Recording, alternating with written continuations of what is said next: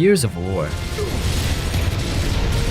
If you're into intense, cover-based shooters with a heavy dose of gritty, post-apocalyptic action, this game is a classic you need to experience. You play as Marcus Phoenix, a grizzled soldier fighting against the monstrous Locust Horde. The story is linear but packed with epic battles, dramatic moments, and a sense of camaraderie among the soldiers. It's all about survival and fighting back against seemingly insurmountable odds. Imagine a mix of Aliens and Saving Private Ryan, but with way more chainsaw bayonets. Gameplay-wise, Gears of War is all about tactical, cover-based shooting. You'll be diving behind barriers, popping out to take shots, and using the iconic active reload system to keep your guns firing at maximum efficiency. The cover mechanics are tight and responsive, making every firefight feel strategic and intense. And let's not forget the brutal executions. Taking down enemies with your chainsaw bayonet never gets old. Visually, the game was groundbreaking for its time and still holds up well. The environments are dark, war-torn, and filled with atmospheric details that pull you into the world. The character models are chunky and armored, fitting the game's gritty aesthetic perfectly. The lighting and effects add to the game's oppressive, intense atmosphere. It's like stepping into a dystopian war zone where danger lurks around every corner. So, if you're looking for a game that offers intense action, a gripping story, and some of the best cover-based shooting mechanics around, Gears of War is a must-play.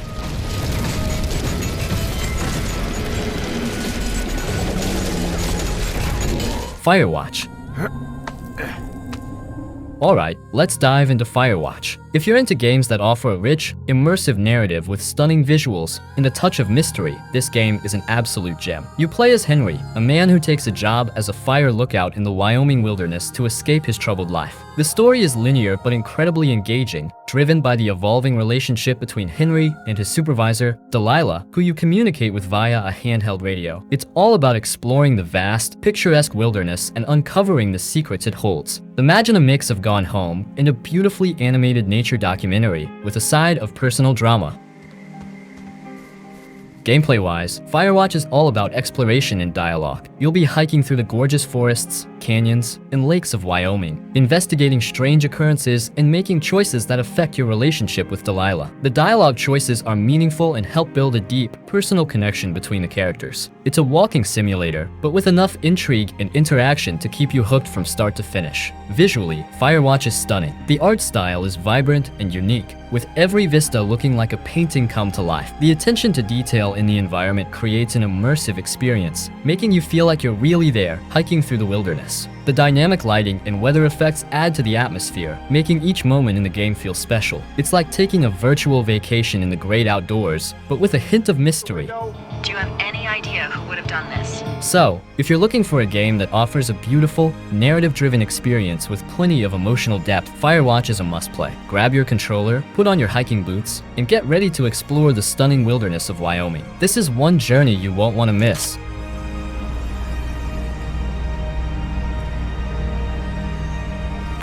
What Remains of Edith Finch.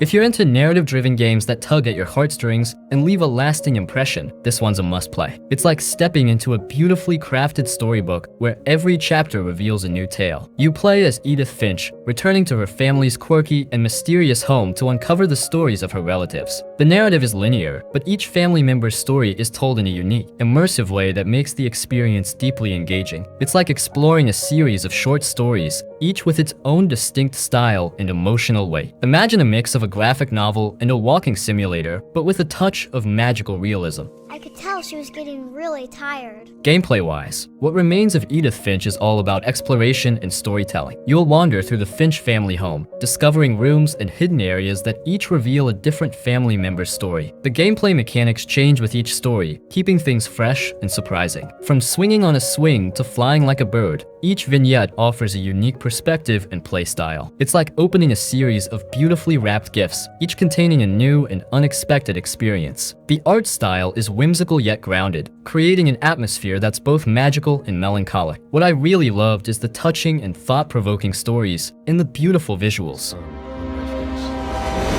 So, if you're looking for a game that offers a rich, emotional narrative with stunning visuals and unique gameplay, What Remains of Edith Finch is a must-play. Wrapped up tight. Valiant Hearts: The Great War. If you're looking for a game that combines heartfelt storytelling with a unique visual style, this one is a true gem. It's like experiencing a beautifully illustrated historical novel, but you get to be part of the action. You play as several different characters, each with their own story that intertwines with the others, set against the backdrop of World War I. The narrative is linear but deeply engaging, offering a mix of personal drama and historical events. It's like getting a personal tour through some of the most poignant moments of the Great War, with a focus on human connections and the impact of war on individuals. Imagine a history lesson that's both educational and emotionally powerful. Gameplay-wise, Valiant Hearts is a mix of puzzle solving, exploration, and a bit of action. You'll be solving environmental puzzles, navigating through war-torn landscapes, and even engaging in some stealthy maneuvers. Each character has unique abilities that you'll need to use to progress through their stories. The puzzles are cleverly designed, making you think without being too frustrating. It's like playing through a series of interactive vignettes, each with its own challenges and emotional beats. Visually, the art style is hand-drawn and beautifully animated, giving it a distinctive and touching aesthetic. The environments are richly detailed, from the trenches and battlefields to quiet villages and hospitals. So, if you're looking for a game that offers a beautiful blend of storytelling, history, and engaging gameplay, Valiant Hearts: The Great War is a must-play.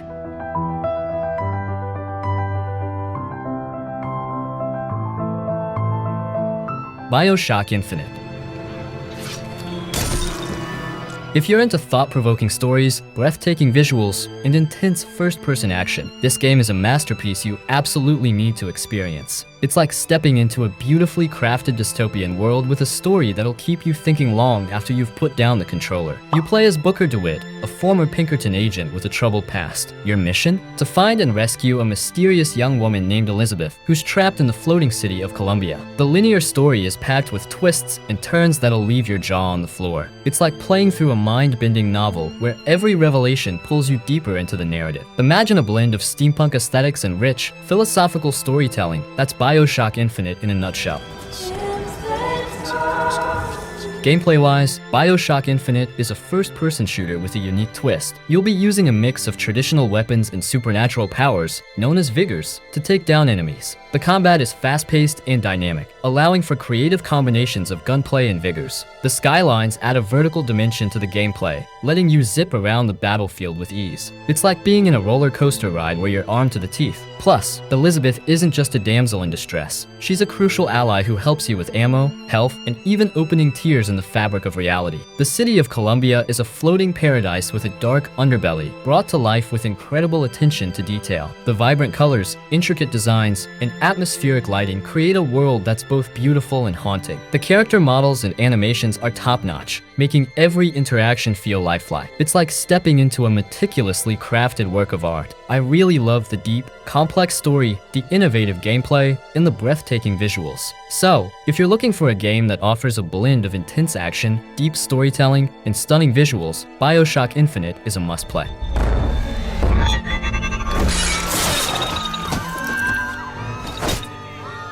Telltale's The Walking Dead. If you're into emotionally driven stories and making tough choices that really matter, this game series is a must-play. You start off in the shoes of Lee Everett, a man with a troubled past who finds himself caring for a young girl named Clementine in the middle of a zombie apocalypse. The story is linear but highly interactive, driven by the choices you make. Each decision can significantly impact the direction of the story and the fate of the characters. It's like watching a high-stakes TV show where you get to call the shots. Imagine the Walking Dead series, but with you controlling the narrative. Gameplay-wise, Telltale's The Walking Dead is more about narrative and choices than action. You'll explore environments, interact with other characters, and make decisions that can have immediate or long-term consequences. The game uses quick-time events for action sequences, keeping you on your toes during intense moments. The dialogue choices are where the game truly shines, as they shape your relationships and the overall story. It's like a choose-your-own-adventure book, but way more intense and emotional. Oh shit.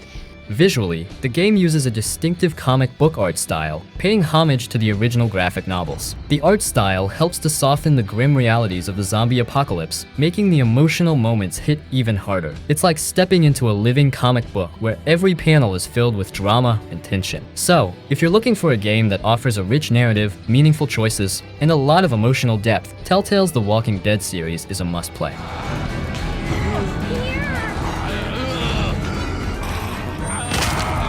Life is Strange. If you're into games that focus on storytelling, emotional depth, and making tough choices, this game is a must-play. It's like stepping into a beautifully crafted indie film where every decision you make shapes the narrative. You play as Max Caulfield, a teenager with a passion for photography who discovers she has the ability to rewind time. The story is linear but deeply interactive, driven by your choices and the relationships you build. Max's journey takes place in the fictional town of Arcadia Bay, where she reconnects with her childhood friend, Chloe Price, and uncovers dark secrets about the town and its inhabitants. It's like being part of a compelling coming-of-age drama with a supernatural twist. 20 years, you just zoned. No, I saw. Gameplay-wise, Life is Strange is all about exploration, dialogue, and decision-making. You'll navigate through different environments, interact with various characters, and make choices that impact the story and character relationships. The ability to rewind time adds a unique layer to the gameplay, allowing you to see the immediate consequences of your decisions and choose a different path if you want. It's like having a second chance to get things right, but with all the weight of knowing every choice matters. So, if you're looking for a game that offers a rich, emotional narrative with plenty of choices and a unique time rewinding mechanic, Life is Strange is a must-play. No way! Don't ever touch me again, freak! Senua's Saga, Hellblade 2.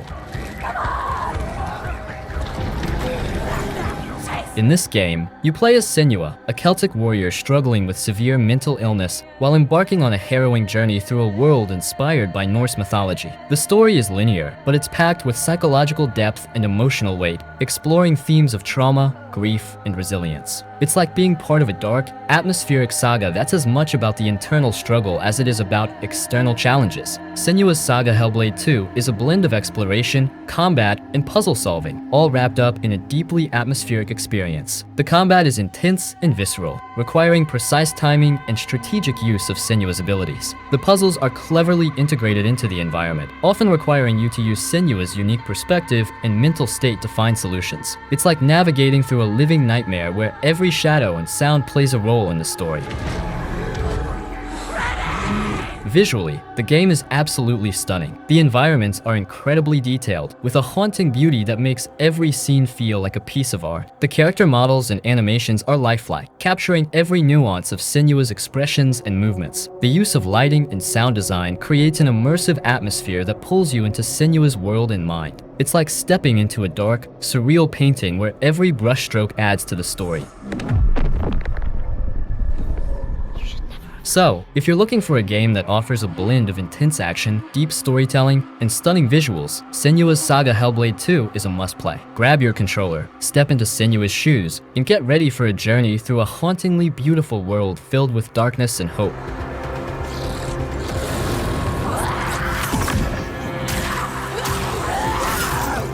Detroit Become Human. What are you waiting for? Chase it! If you're into games that offer branching narratives, deep storytelling, and impactful choices, this game is a standout experience. It's like stepping into a futuristic thriller where every decision you make shapes the story, with your choices determining the fate of each character and the world around them. It's like watching a gripping TV series, but you're in control of the plot twists. Imagine a mix of Blade Runner and Westworld, but with even more personal stakes. You'll navigate through beautifully crafted environments, interact with a diverse cast of characters, and make decisions that can have immediate and long-term consequences. The game's branching narrative means that every playthrough can be different, offering a high level of replayability. It's like a choose-your-own-adventure book, but with stunning visuals and intense action sequences.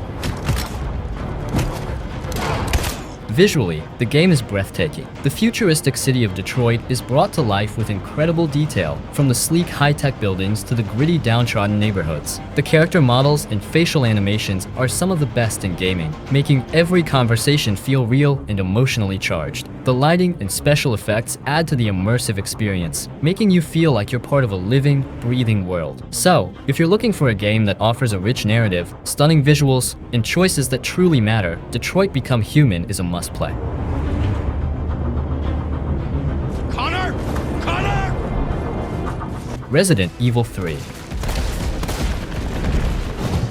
If you're a fan of survival horror with a mix of intense action and atmospheric tension, this game is going to keep you on the edge of your seat. It's like stepping into a horror movie where you're both the hero and the prey. You play as Jill Valentine, one of the last surviving members of the Elite Special Tactics and Rescue Service, SDRS, as she tries to escape a zombie-infested raccoon city. The story is linear but packed with thrilling moments and relentless tension, especially with the iconic Nemesis creature hunting you down. It's a pulse-pounding race against time, full of heart-stopping chases and harrowing escapes. Imagine being in a relentless cat-and-mouse game where the stakes are life and death.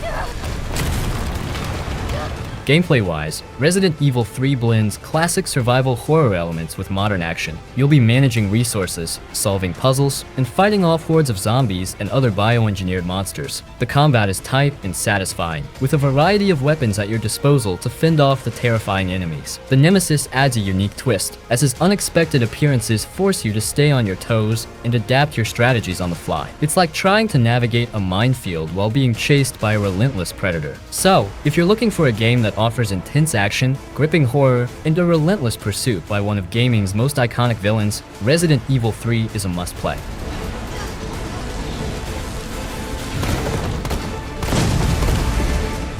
Marvel's Guardians of the Galaxy. If you're a fan of the MCU or just love some good old space shenanigans, this game is gonna be right up your alley. It's like jumping into a Guardians movie, but you get to call the shots. You play as Star-Lord, the legendary, or at least he thinks so, leader of the Guardians. The game is linear, which means you get a focused, action-packed story without getting lost in endless side missions. And trust me, with the Guardians, there's never a dull moment. The story is filled with hilarious banter, epic battles, and heartwarming moments that'll make you laugh, cry, and maybe even dance a little. Gameplay-wise, it's a blast. You'll be flying around, shooting bad guys with Star-Lord's blasters, and calling the shots for the rest of the team. Each Guardian has their own unique abilities, and coordinating them in battle is super satisfying. Plus, the game's dialogue choices mean you can shape the story in small but meaningful ways. It's like being the director of your own space opera. Visually, the game is stunning. The environments are beautifully crafted, from alien planets to the Milano's cozy interior. The character designs are spot on, capturing the quirky charm of the Guardians perfectly. And for the soundtrack, it's packed with 80s hits that'll have you grooving as you blast through enemies. Seriously, it's like a party in your console. So, if you're looking for a game that's got a great story, awesome characters, and a whole lot of fun, Marvel's Guardians of the Galaxy is a must-play.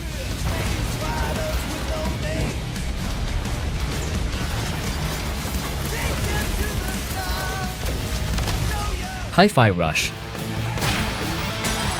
If you've ever wondered what it would be like to mix a rhythm game with a high-octane action adventure, this is your answer. It's like someone took a music festival and smashed it into a video game, and the result is nothing short of awesome. In Hi-Fi Rush, you play as Chai, a wannabe rock star with a music player stuck in his chest, turning the world around him into one giant musical. The game is linear, so you get a tight, focused story that keeps you jamming from start to finish. The plot is simple but effective. You're on a mission to bring down an evil corporation, and you're doing it all to the beat. Gameplay-wise, it's a rhythm-action hybrid. You'll be fighting enemies, jumping through levels, and solving puzzles, all in time with the music. The better you sync your actions to the beat, the more powerful you become. It's like Dance Dance Revolution meets Devil May Cry. And don't worry if you don't have perfect rhythm. The game is forgiving enough to let you have fun without feeling like you need to be a musical prodigy. Visually, Hi-Fi Rush is a feast for the eyes. The vibrant, colorful graphics are like a living comic book, and the animation is smooth and stylish. Every punch, kick, and jump is synced to the music, making the whole game feel like one continuous, epic music video. It's basically eye candy for anyone who loves good art and killer beats. I just can't get enough of the unique gameplay and catchy soundtrack. The story, while not overly complex, is engaging and filled with likable characters. The voice acting is solid, adding a lot of personality to Chai and his companions. It's one of those games that's just pure, unadulterated fun. So, if you're in the mood for something fresh and energetic, Hi-Fi Rush is a must-play. It's got a killer soundtrack, innovative gameplay, and visuals that pop. Mafia Definitive Edition. If you've ever dreamed of being in a classic mobster movie, this game is like your ticket to the 1930s underworld. Seriously, it's like stepping right into The Godfather, but you get to be the star. You play as Tommy Angelo, who starts off as a regular cab driver and ends up in the dangerous world of the Salieri crime family. The story is pretty linear, which is great because it keeps things focused and intense. And trust me, this story has all the drama, betrayal, and action you'd want from a gangster flick. Gameplay-wise, Mafia Definitive Edition is pretty decent for a linear game. You've got intense shootouts, thrilling car chases, and plenty of exploration. The gunfights feel super satisfying, and driving those vintage cars through the streets of Lost Heaven is just, well, awesome. The missions are varied, so you never really know what's coming next. One minute you're in a high-stakes heist, the next you're in a tense standoff. It's like living out all your gangster fantasies without the risk of, actual jail time. And as far as it is about the visuals, this game is stunning. The city of Lost Heaven is beautifully recreated with insane attention to detail. From the bustling downtown streets to the shadowy back alleys, it's like stepping into a time machine. The character models and animations are top-notch too, making the story and its cast of characters feel super real. That's right. Mafia games are all about their engaging stories, the rich atmosphere, and the faithful recreation of the original Mafia game. And then extra stuff in your pockets full of Salieri's dirty money. SOMA. If you're into horror games that mess with your mind and make you question reality, this one is basically a must-play. It's like a psychological thriller wrapped in a sci-fi horror story, and it's going to stick with you long after you put the controller down. In SOMA, you play as Simon Jarrett, a guy who wakes up in an underwater research facility with no clue how he got there. The story is linear, which means you're on a tightly controlled roller coaster ride through the game's terrifying plot. And trust me, this story dives deep into some pretty heavy themes about consciousness, identity, and what it means to be human. It's like an episode of Black Mirror, but you're in the middle of it. Gameplay-wise, SOMA is all about exploration and survival. There's no combat, so you're mostly sneaking around, solving puzzles, and trying not to get caught by the creepy, unsettling creatures that roam the facility. It's got that Amnesia vibe, where you're constantly on edge, waiting for something to jump out at you. And the puzzles are pretty clever, making you think without totally frying your brain. Visually, the game is atmospheric as hell. The underwater setting is both beautiful and claustrophobic, with dark, murky corridors and the constant threat of the ocean pressing in. The sound design is top-notch too, with eerie noises and unsettling music that keeps you on edge. It's like being trapped in a nightmare, but in a good way, if that makes any sense. I love the story and how it makes you think about some really deep stuff. The atmosphere is frequently mentioned as one of the game's biggest strengths, with the visuals and sound creating a truly immersive horror experience. The lack of combat is a plus for many, making it feel more like a survival experience than a typical horror game. So, if you're in the mood for a game that's going to get under your skin and make you question everything, SOMA is a must-play. It's got a gripping story, a chilling atmosphere, and enough twists to keep you hooked from start to finish. Grab your controller, turn off the lights, and get ready to dive into one of the most unsettling games out there. Trust me, you won't be able to stop thinking about it.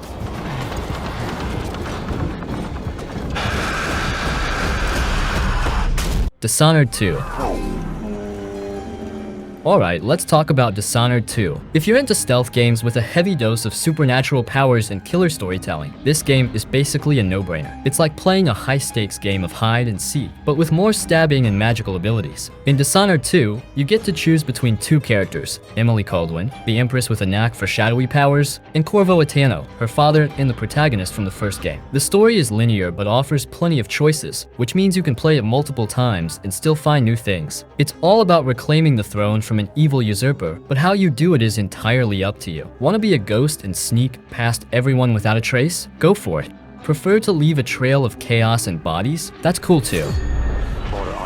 Gameplay-wise, Dishonored 2 is a mix of stealth, combat, and exploration. Each character has their own unique set of supernatural abilities, making every playthrough feel fresh. Emily can mesmerize enemies or turn into a shadow to slip through tight spaces, while Corvo brings back his time-stopping teleporting tricks. The level design is top-notch, offering multiple paths and secrets to discover. It's like a deadly playground, and you're the one calling the shots. The art style is a blend of Victorian steampunk with a dark, gothic twist. The city of Karnaca Automata is beautifully crafted, with detailed environments that range from opulent palaces to grimy back alleys. The character designs are distinctive, and the animations are smooth, making the action feel fluid and dynamic. It's like stepping into a dark, twisted painting that you can actually explore. I love the freedom of choice and the deep, engaging story. The variety in gameplay styles and the replayability factor are big hits. The voice acting is also top-notch, adding depth to the characters and the rich narrative. Plus, the game's atmosphere and world building are frequently praised, making it a standout in the genre. So, if you're looking for a game that combines stealth, supernatural powers, and a compelling story, Dishonored 2 is a must-play. It's got everything: a gripping narrative, stunning visuals, and gameplay that lets you play your way.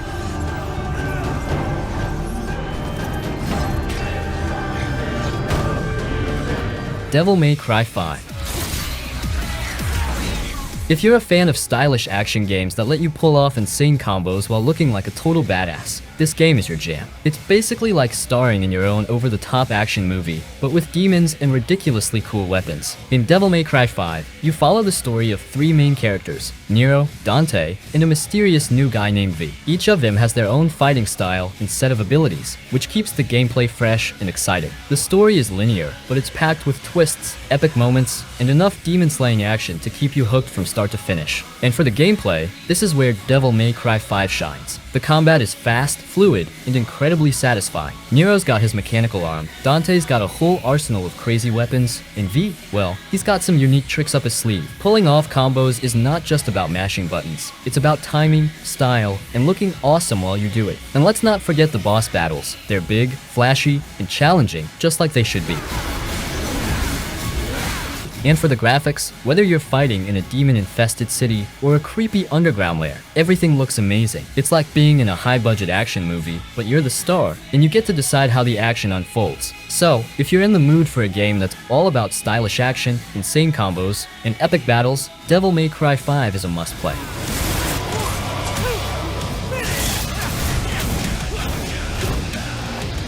Wolfenstein 2: The New Colossus. Alright, let's dive into Wolfenstein 2. If you're into fast-paced shooters with a side of alternate history and a whole lot of Nazi-kicking action, this game is like totally for you. Seriously, it's like stepping into a blockbuster action movie where you get to be the hero taking down the bad guys. You play as BJ Blazkowicz, the most badass Nazi hunter around. The story picks up right where the previous game left off, with BJ fighting to ignite a revolution against the Nazi regime in an occupied America. It's a linear narrative, but it's packed with twists, emotional moments, and plenty of explosive action. Think of it like Inglourious Bastard on steroids. Gameplay-wise, Wolfenstein 2 is all about high-octane combat. You've got a crazy arsenal of weapons at your disposal, from dual-wielding shotguns to futuristic laser guns. The shooting mechanics are tight and satisfying, making every gunfight feel intense and rewarding. And let's not forget the over-the-top, brutal takedowns. They're as gruesome as they are satisfying. Plus, the game encourages you to play your way, whether you prefer going in guns blazing or sneaking around like a silent assassin. Visually, the game is stunning. The environments are richly detailed, from the ruined streets of New York to the eerie, oppressive Nazi facilities. So, if you're looking for a game that offers non-stop action, a compelling story, and a chance to take down some Nazis, Wolfenstein 2: The New Colossus is a must-play.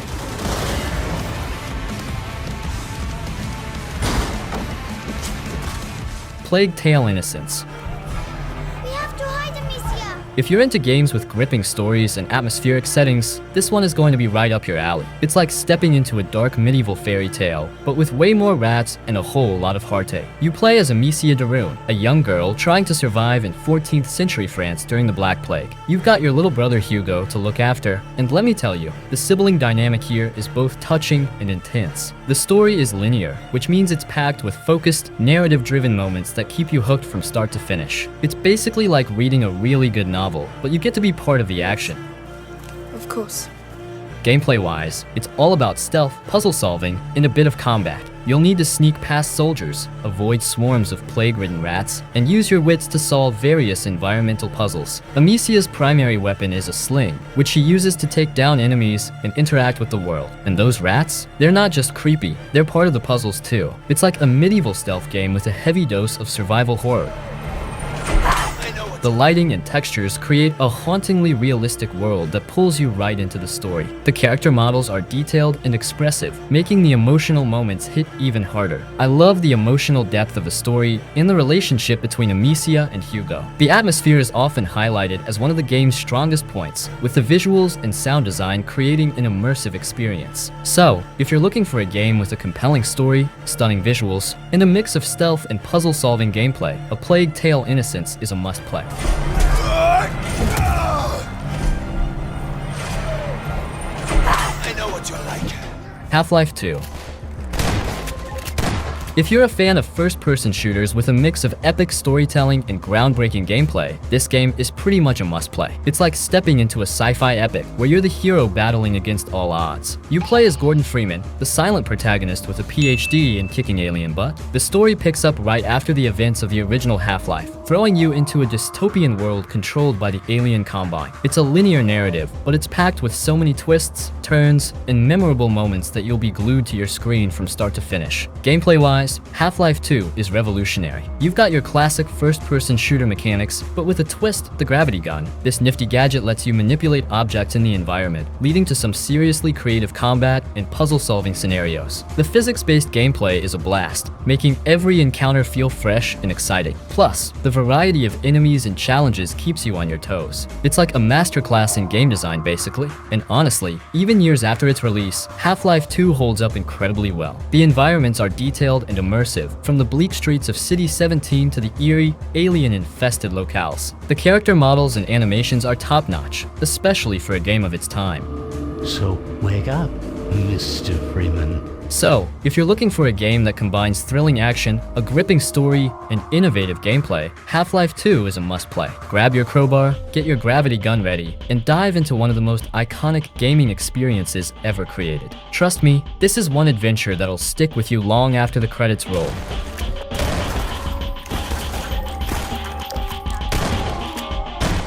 Max Payne 3. If you're into gritty, action-packed shooters with a dark, compelling story, this game is a must-play. It's like starring in your own hard-boiled action movie, but with more slow-motion dives and a lot more bullets. You play as Max Payne, a former NYPD detective who's now working as a private security contractor in Brazil. The story picks up years after the events of the first two games, with Max trying to escape his haunted past. It's a linear narrative, but it's packed with intense moments, twists, and a whole lot of noir-style storytelling. Imagine a John Woo movie with a side of noir detective drama. That's Max Payne 3 in a nutshell. Gameplay-wise, Max Payne 3 is all about intense, cinematic action. The series' signature bullet time mechanic is back, allowing you to slow down time and pull off some seriously cool moves. Diving through the air while blasting enemies in slow motion never gets old. The shooting mechanics are tight and satisfying, making every firefight a thrilling experience. Plus, the game's cover system and weapon variety keep the combat fresh and engaging. The game's dark, atmospheric narrative is frequently praised, as is the voice acting, particularly James McCaffrey's performance as Max. The game's soundtrack, composed by Health, adds an extra layer of intensity to the action, making every moment feel even more epic. So, if you're looking for a game that offers a gripping story, intense action, and a protagonist who's as tough as they come, Max Payne 3 is a must-play.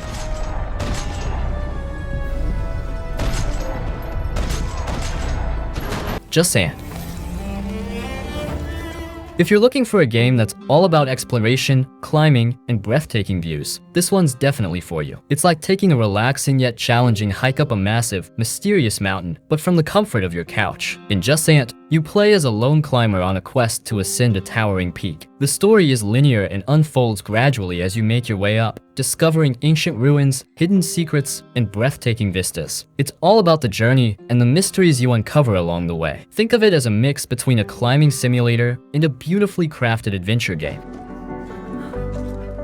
Jusant focuses heavily on the mechanics of climbing. You'll need to use your skills and tools to navigate the treacherous terrain, find the best routes, and overcome various obstacles. The controls are intuitive, making the act of climbing feel realistic and satisfying. It's like a puzzle game where each section of the mountain presents a new challenge to solve. Plus, there's no combat, so it's all about the thrill of exploration and mastering the climb.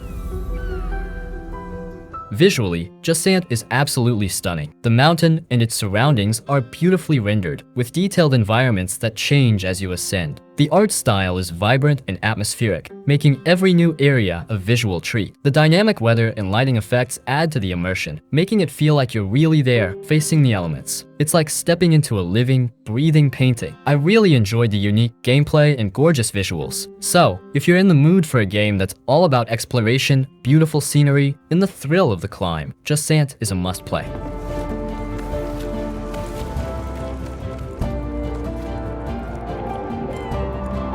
Alan Wake.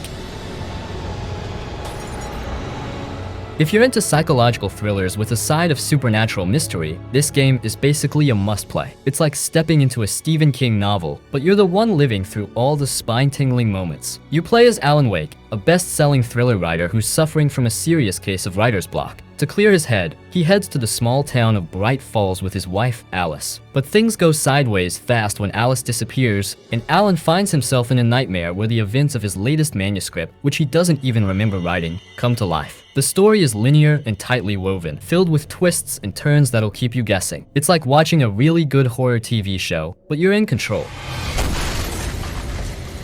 Gameplay-wise, Alan Wake is all about exploring, fighting off shadowy enemies called the Taken, and uncovering the mystery behind Alice's disappearance. The game uses light as a weapon, so you'll be using your flashlight to weaken enemies before finishing them off with conventional weapons. It's a unique mechanic that adds a layer of strategy to the combat. Plus, you'll be collecting manuscript pages that provide clues about what's happening and what's about to happen. It's like being a detective in your own horror story.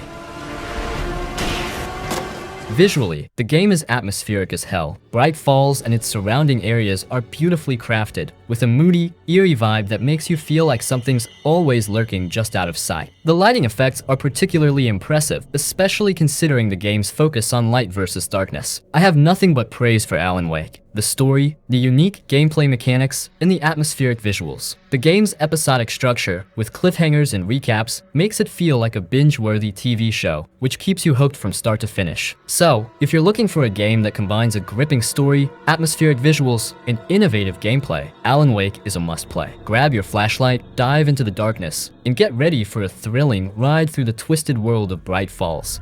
Turn your flashlight toward him and burn the darkness away. Uncharted 4: A Thief's End. If you're a fan of epic adventures, treasure hunts, and jaw-dropping action sequences, this game is like hitting the jackpot. It's like playing through the most thrilling blockbuster movie, but you get to be the hero. You play as Nathan Drake, the charming, wisecracking treasure hunter we all know and love. In this installment, Nate's trying to leave his adventurous past behind, but he gets pulled back in by his long-lost brother, Sam. The story is linear, which means you're in for a tightly paced narrative filled with twists, emotional moments, and plenty of high-stakes action. It's like Indiana Jones, but with even more explosions and dramatic cliffhangers.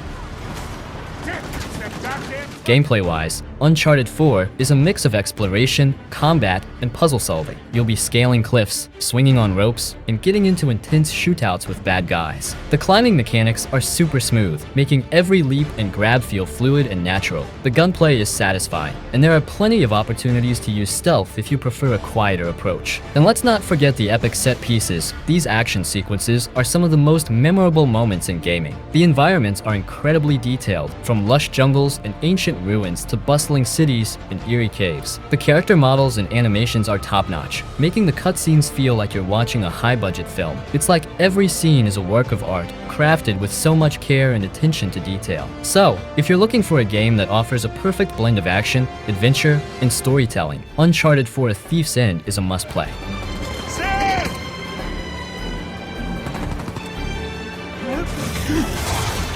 Shadow of the Tomb Raider.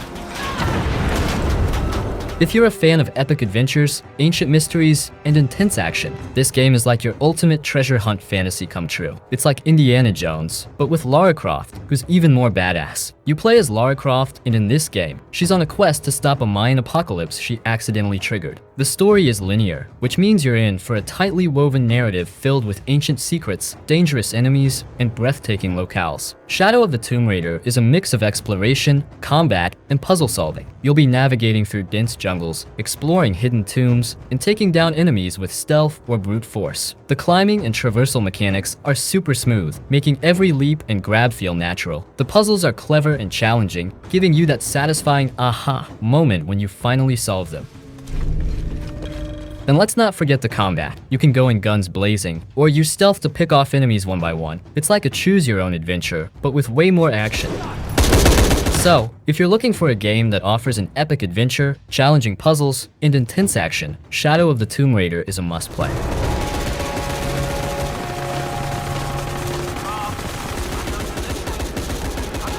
House of Ashes. If you're into horror games with a cinematic feel and a story that keeps you on the edge of your seat, this game is going to be your jam. It's like playing through a horror movie, but with all the jump scares and tense moments that you control. In House of Ashes, you're thrust into the midst of an ancient Sumerian temple buried deep underground. The game follows a group of soldiers who stumble upon this underground world while on a mission in Iraq. The story is linear, but your choices can significantly impact who lives and who dies, making every decision feel crucial. It's like a choose-your-own adventure book, but way scarier and with much higher stakes. Gameplay-wise, it's all about exploration, quick-time events, and making tough decisions. You'll be navigating dark, claustrophobic tunnels, solving puzzles, and dealing with the horrors that lurk in the shadows. The quick-time events keep you on your toes, and the branching narrative means that your choices have real consequences. So, if you're looking for a game that offers a thrilling horror experience, a gripping story, and plenty of heart-pounding moments, House of Ashes is a must-play. Grab your controller, turn off the lights, and get ready to face the terrors lurking in the dark. Trust me, this is one horror adventure you won't want to miss.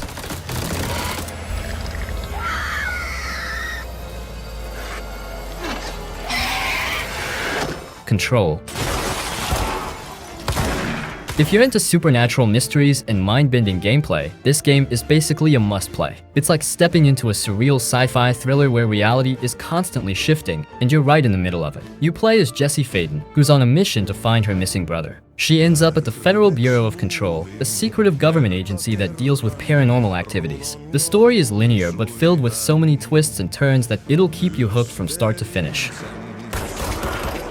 Gameplay-wise, Control is all about exploration, combat, and using your newfound supernatural abilities. Jessie's got some pretty cool powers, like telekinesis, which lets you hurl objects at enemies, and levitation, which makes navigating the bizarre environments a blast. The combat is fast-paced and fluid, with a mix of gunplay and psychic abilities that keep things exciting. Plus, the game's physics-based destruction makes every battlefield dynamic and chaotic. It's like a playground for your inner superhero. The brutalist architecture of the Bureau is both eerie and beautiful, with shifting walls and rooms that defy the laws of physics. The lighting and particle effects are top-notch, creating a sense of atmosphere that's both oppressive and mesmerizing. It's like stepping into an art installation where everything is designed to keep you on edge. I really love the unique story, the immersive atmosphere, and the satisfying combat. So, if you're looking for a game that offers a mix of thrilling action, supernatural abilities, and a story that'll keep you guessing, Control is a must-play.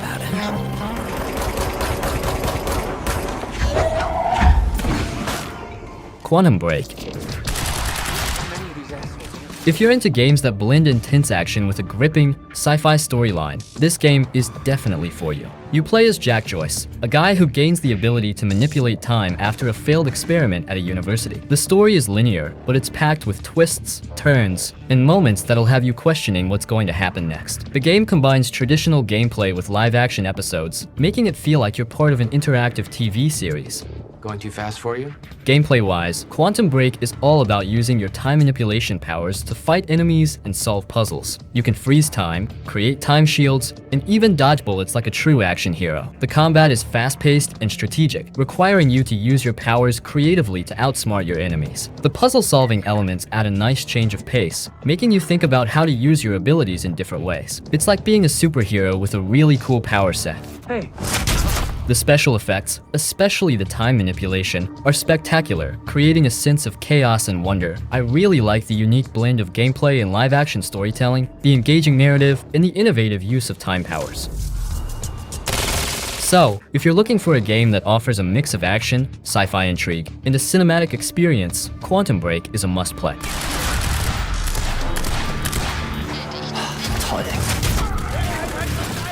Metro Last Light.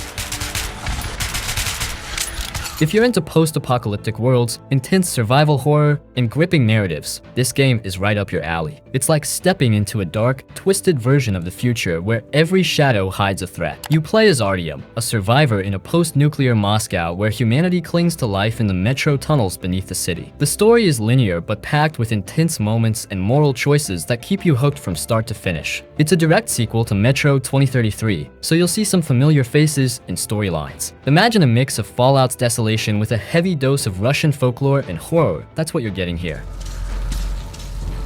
Gameplay-wise, Metro Last Light is a blend of first-person shooting, stealth, and survival horror. You'll be scavenging for resources, sneaking past mutants and hostile factions, and engaging in intense firefights. The game does a fantastic job of balancing action with quiet, tense moments of exploration. The stealth mechanics are solid, and there's nothing quite like taking out enemies silently in the dark. The weapon customization is also a highlight, letting you tweak your guns to suit your playstyle. It's like being a one-man army in a very hostile world. The Metro tunnels are claustrophobic and filled with eerie details, while the surface is a hauntingly beautiful wasteland. The lighting and weather effects create an immersive world that's both beautiful and terrifying. The character models and animations are top-notch, making every encounter feel real. It's like stepping into a beautifully crafted nightmare. So, if you're looking for a game that offers a thrilling blend of action, horror, and storytelling, Metro Last Light is a must-play.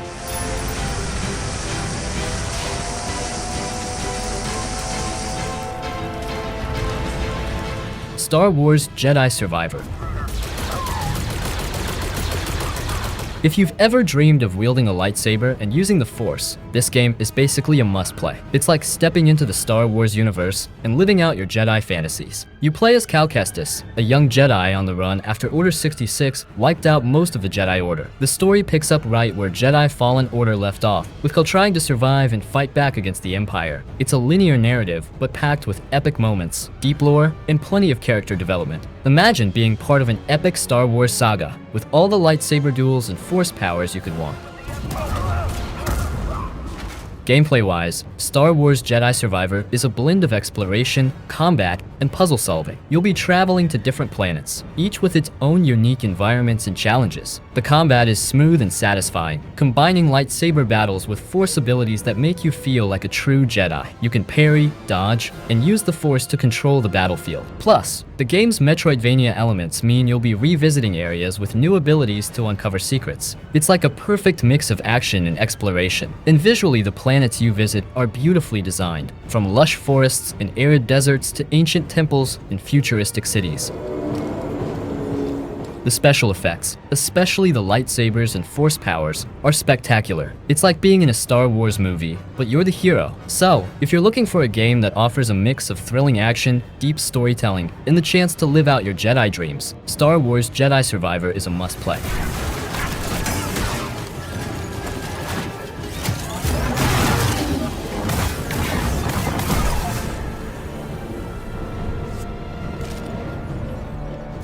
Kena Bridge of Spirits.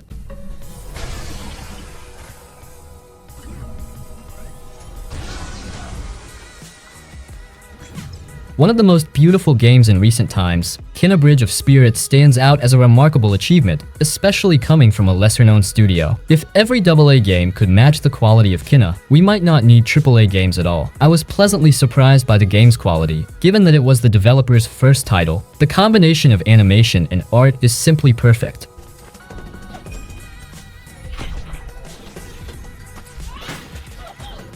I vividly remember watching the trailer for the first time and being completely captivated by its beauty. After finishing the game, I was even more impressed. The traversal, combat, and environment in Kena are genre-defining and possess a soothing Pixar-like vibe. The enemies are quite challenging, even on normal difficulty, and the combat keeps you on the edge of your seat, as it's easy to die several times. The game's exploration is excellent, with new items or locations providing rewards that can be used to unlock new skills and cosmetics. On my way, I met two children. They asked me to help free a boy named Taro. I'm not surprised that Benny and Saya found you. They are clever children and would do anything. The storyline is nothing short of impressive, and the seamless transitions from cutscenes to gameplay are always visually stunning. The story revolves around Kena, a young spirit guide who is trying to help spirits in a corrupt land. The narrative is engaging and emotionally resonant, making you care deeply about the characters and their journeys. Everything about the game is elevated to the next level when played on the PlayStation 5 with enhanced visuals and performance. Despite looking like an indie game, Kena Bridge of Spirits is an extremely polished and well-made game. The developers have created a visually stunning and deeply engaging experience that is sure to leave a lasting impression.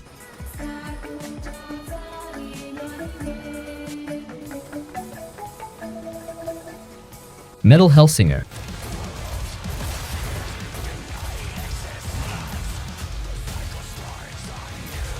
I honestly had no idea such games existed on the market. Metal Hellsinger is about killing enemies to the beat of a soundtrack or music. So, to execute attacks, you must have exquisite timing. It's similar to hack and slash, but you have to be careful when you attack. The overall gameplay is easy, with you progressing through it by killing a variety of creatures.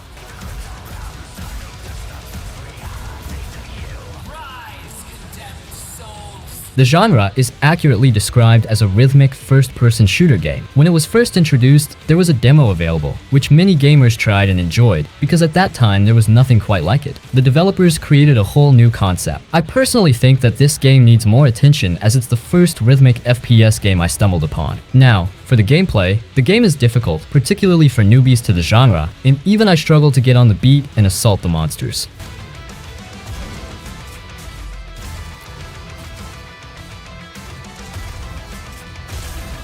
However, despite all of this, I decided to add this game to this list, expecting to give it more attention, as there's a big potential that more audience will start indulging in the rhythm game genre, resulting in developers creating more fantastic games. Metal Hellsinger will be a new experience for a lot of players.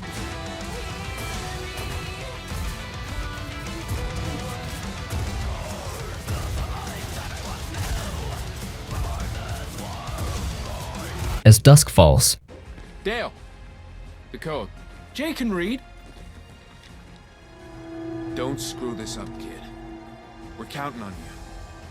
All right. As Dusk Falls is a really well-done interactive story game. The decisions you make along the way really feel impactful, and there are many possible outcomes. You really grow to care for the main characters you play with, and even some of the side ones. The graphics are a combination of beautifully static drawn characters with 3D environments. And the fact that you can play the game together with up to 7 other friends, either locally or online, makes for an even greater experience.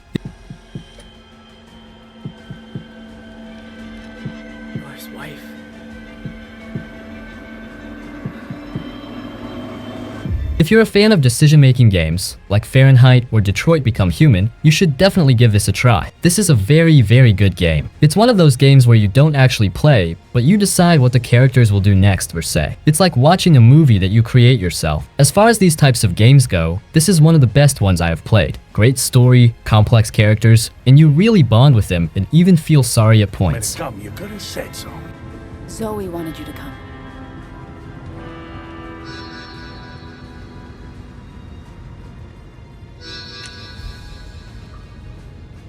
Well, Yakuza Series. Cool. Come on now. Check this out. Hi, Toshiro. Before I start talking about this, I know that it's not entirely unique as there are some games that can be similar. Take the Judgment games as an example. They share a lot of similarities with the Yakuza series. So, before you comment anything stupid, just know that the Yakuza series offers a lot of content and is heavily packed with a detailed open world that provides an immense number of side activities. Despite being a long series with many installments, players won't get bored because of the storyline, characters, and the side content.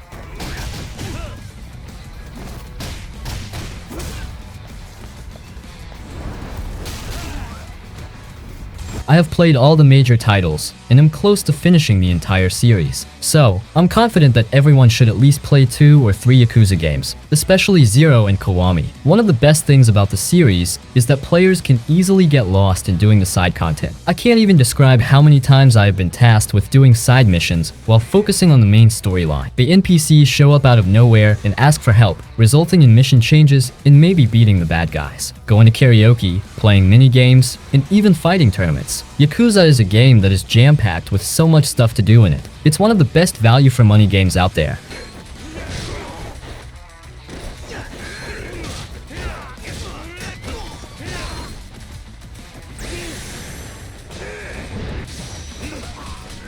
My introduction to the series was Yakuza 0, and there are no flaws in it. I really have a beloved spot for this amazing franchise. Let me tell you in which order you should play the games. Start with Yakuza 0, then Kiwami, Kiwami 2, Yakuza 3 Remastered, Yakuza 4 and 5 Remastered, and after that Yakuza 6. Then you can play the newer games, which are Yakuza Like a Dragon, Yakuza Gaiden, and Yakuza Infinite Wealth. Also, if you have Xbox Game Pass, then good news for you because the entire Yakuza franchise is available on it.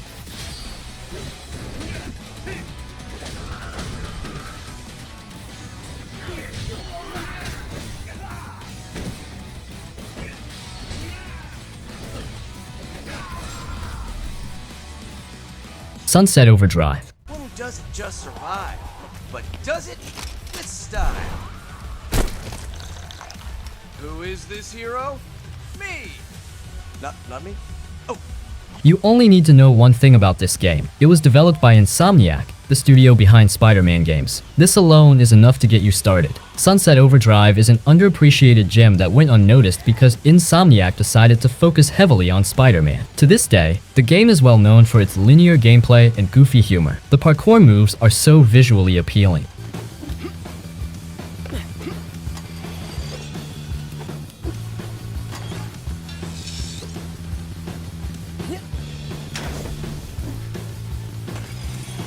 When I look at this game, it makes me think of Tony Hawk and Infamous. The game is an example of something you might play after a long day at work to have a fun experience. Sunset Overdrive seamlessly combines multiple gameplay mechanics, goofy humor, and traversal combat. To be honest, Sunset Overdrive really needs a sequel. Personally, I believe that Ratchet and Clank and Spider-Man stole the spotlight from this game. You will undoubtedly thank me after playing it, as it contains some fourth wall breaking moments and even references to other video games.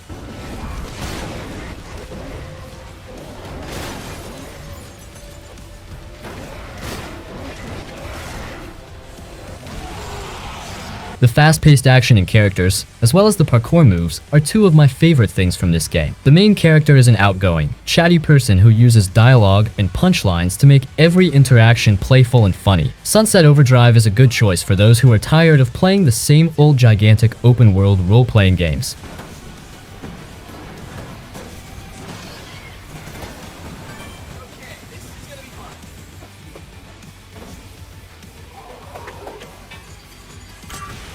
Superhot.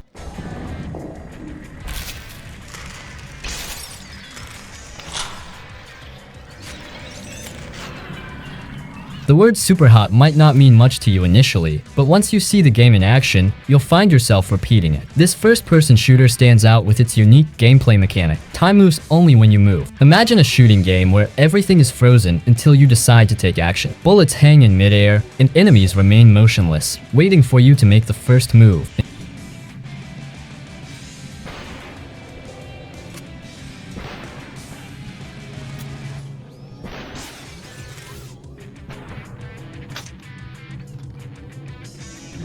In Superhot, your objective is to defeat all the enemies in the room to progress to the next level. But there's a twist. Moving too quickly puts you at a significant disadvantage, as time speeds up and multiple enemies can quickly overwhelm you. The key to mastering Superhot is to move methodically and strategically. The game's slow-motion mechanics allow you to survey the room, plan your actions, and execute them with precision. It's reminiscent of Denzel Washington's character in Equalizer, who meticulously plans his moves to take down his enemies.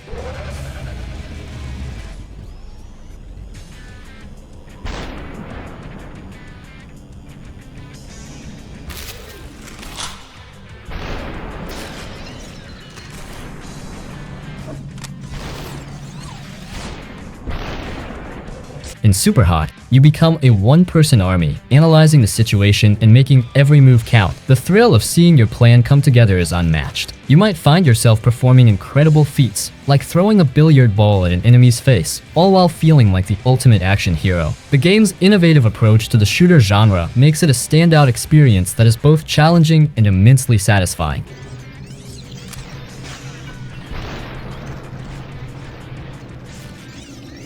Sleeping Dogs. Realizing I should have never dropped out of art school. I could have made it. I could have been a real somebody.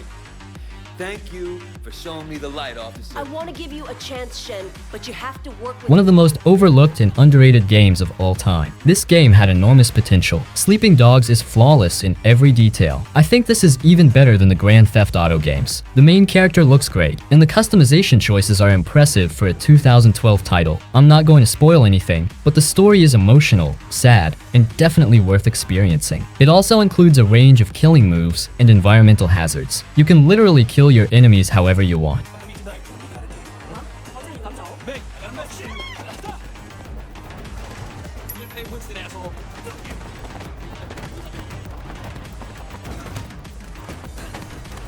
Sleeping Dogs is an open-world version of Sifu Combat. When you play this game, you will never feel that it's a decade-old game. The graphics and details are wonderfully done. The highlights are the parkour and free-running techniques, the various martial arts movesets you acquire during the game, and the open-world scenario. This game never stops being entertaining. You can mess about with anyone and do anything, exactly like in the GTA games. Then maybe I can cut you a deal. Oh, Superintendent. I'm in the middle of an interrogation. Inspector, there's been a misunderstanding. Misunderstanding, sir? As your superior officer, I'm instructing you to... The game resembles the Yakuza series in terms of side activities. The open world allows for greater exploration than any other similar game. You can interact with any NPC, and you'll be surprised at how alive Hong Kong City feels. The replay value is strong, as you will want to play the game over and over. The main missions are not repetitive and offer unique activities in each mission.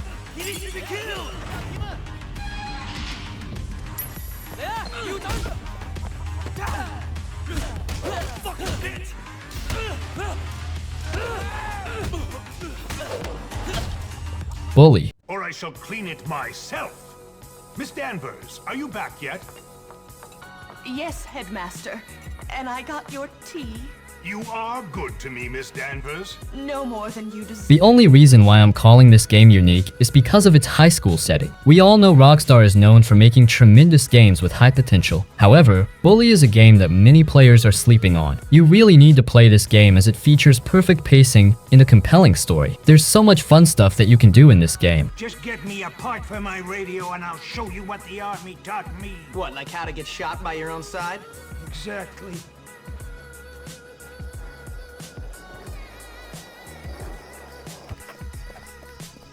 Briefly, you as the main character are kind of someone who likes to do pranks and isn't interested in following rules. So, in your entire playthrough, you will be doing several things ranging from attending classes to pranking teachers or students, bullying other students, and exploring the open world. Bottom line is that you're basically tasked to fulfill your wildest high school dreams.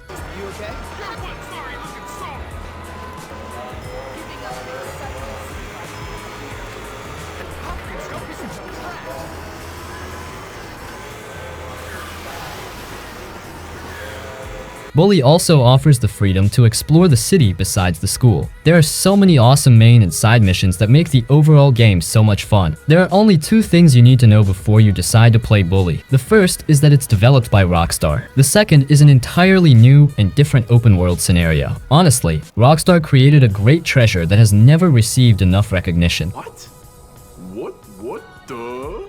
Can't you say anything else? You know what, Petey? You were right. Jimmy is pretty dumb. What'd you say about me? Whoa, nothing. No. All I said was that you had to be pretty dumb to get expelled from so many schools. That's all. Relax, James. Night in the Woods.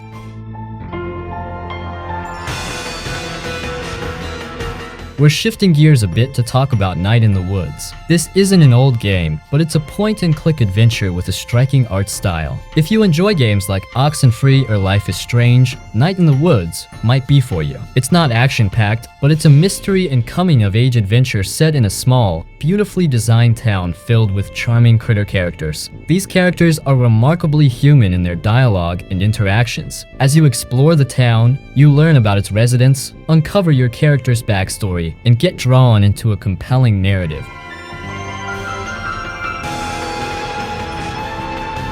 The story isn't about dramatic events like a zombie apocalypse. It's a surprisingly real and touching tale told through cartoon cats. Without giving too much away, the game's strength lies in its atmosphere and storytelling. Despite its quality, it didn't get enough attention when it was released, so it's definitely worth checking out.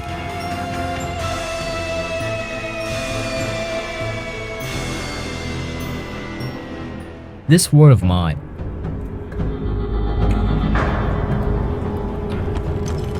This War of Mine offers an intense and emotional experience. In this game, you manage a group of survivors in the aftermath of a war, making difficult decisions about who to feed, who to save, and how to manage scarce resources. The game is bleak and often depressing, providing a compelling look at the devastating effects of war beyond the explosions and gunfire. It's not just about the chaos of conflict, but the grim reality faced by those left in its wake.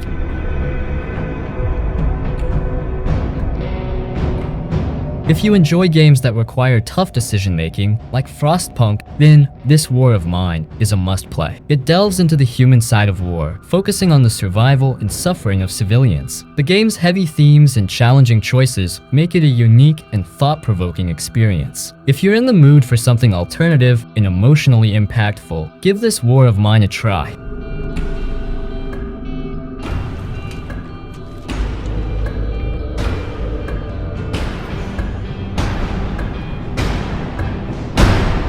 Call of Juarez Gunslinger.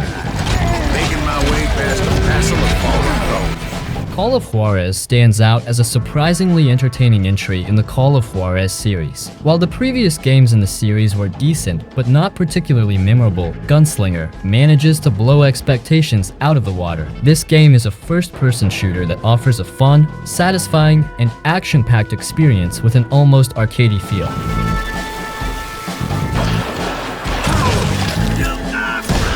What makes Gunslinger truly shine is its dedication to the Wild West genre. The atmosphere is immersive, the visuals are impressive, and the action is thrilling. The game seems to genuinely care about delivering an authentic Wild West experience, which is reflected in its engaging gameplay and storyline.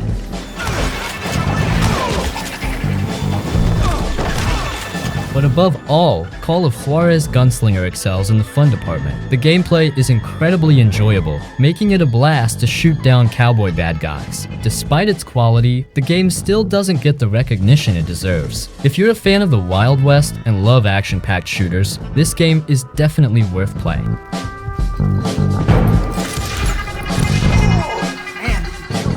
Mad Max.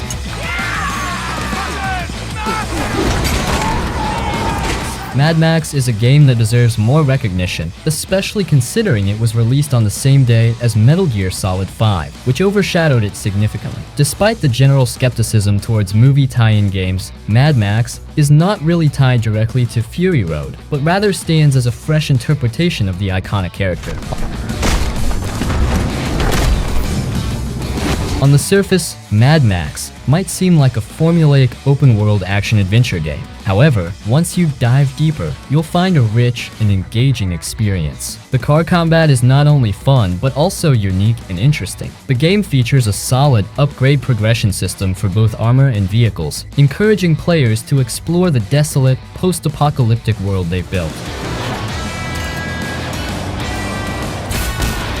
The game's world feels lonely, desolate, and authentically post-apocalyptic, capturing the essence of the Mad Max universe perfectly. The combat system, inspired by the Arkham series, involves satisfying hand-to-hand combat where you can brutally take down enemies. Mad Max provides a definitive video game experience for fans of the franchise. Despite being underrated and not discussed enough even to this day, it offers a compelling gameplay loop that combines exploration, combat, and vehicle upgrades in a beautifully crafted post-apocalyptic setting. If you haven't played it yet, Mad Max is definitely worth checking out for a thrilling, action-packed adventure.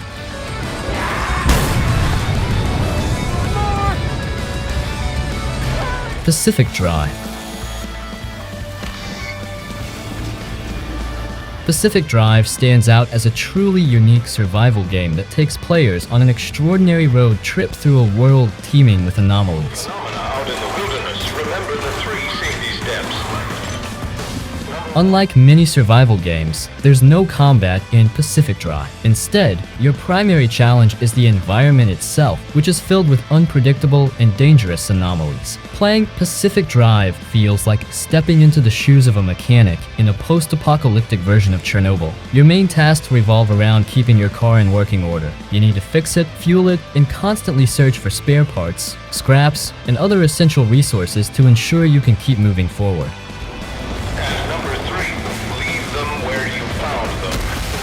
While this type of gameplay might not appeal to everyone, Pacific Drive is incredibly immersive. The game creates a tense and atmospheric experience that draws you into its eerie, anomaly-ridden world. If you enjoy games that prioritize atmosphere and survival mechanics over combat, you'll likely find Pacific Drive to be an underrated gem that offers a refreshingly different take on the survival genre. is not liable for any entropic reconstitution that occurs to you or your loved ones should you interact with the instability. Bulletstorm.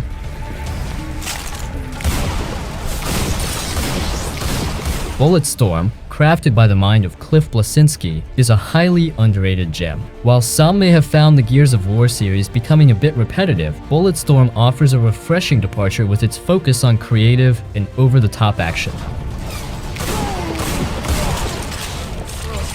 In Bulletstorm, you're thrust into a world where inventive kills are the name of the game. Armed with a variety of strange devices, you're encouraged to chain together as many kills as possible to rack up impressive combos. The environment is a health and safety nightmare designed to help you execute some of the most spectacular and gruesome kills. The game's story, a revenge tale that's often seen as cheesy and one-note, takes a backseat to the sheer enjoyment of the gameplay. Bulletstorm doesn't need a deep narrative to captivate its audience. Its high-octane action and unique mechanics are more than enough to keep players engaged. It's a crying shame that this title didn't find a larger audience. The excessive swearing aimed at appealing to edgy teens might have aged poorly, but the core gameplay loop remains highly entertaining.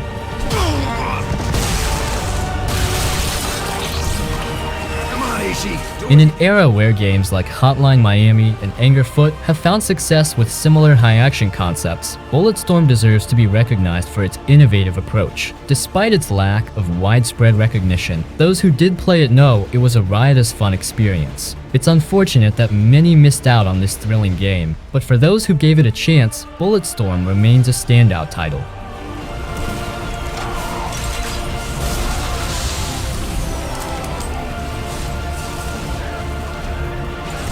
Enslaved Odyssey to the West.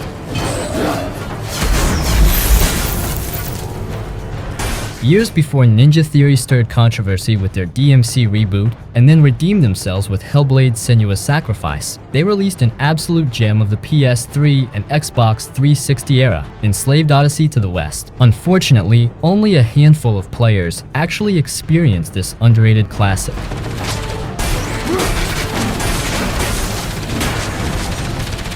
Enslaved Odyssey to the West is a loose adaptation of the legendary Chinese novel Journey to the West, set in a post-apocalyptic future Earth dominated by machines. Players control Monkey, a wild man who is compelled to team up with a woman named Trip to help her return home. While the premise may sound familiar, the game distinguishes itself with its lush, imaginative world, varied gameplay, and a standout performance by Andy Serkis as Monkey.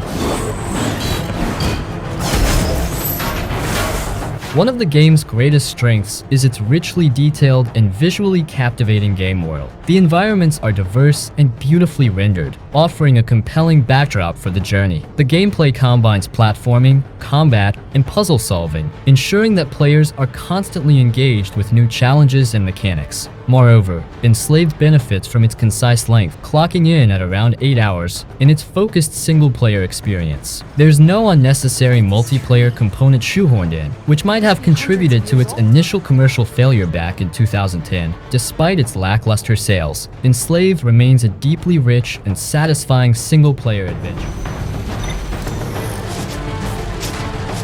Today, you can easily find Enslaved Odyssey to the West for a very affordable price, and it's well worth every penny. If you haven't played it yet, you're missing out on a tremendously engaging and beautifully crafted single-player experience. Give it a try, and you might find yourself falling in love with this overlooked masterpiece.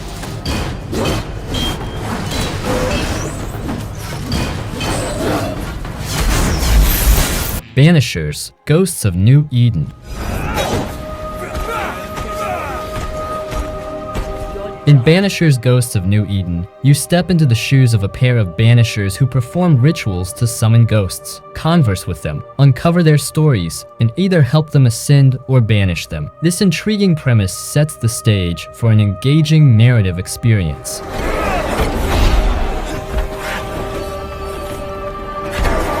The game isn't just about ghostly interactions, though. You'll also face off against various monsters, predominantly wolves and specters, making up a significant portion of the encounters. Despite this, the compelling story and excellent voice acting elevate the experience, even if the lip-syncing leaves much to be desired.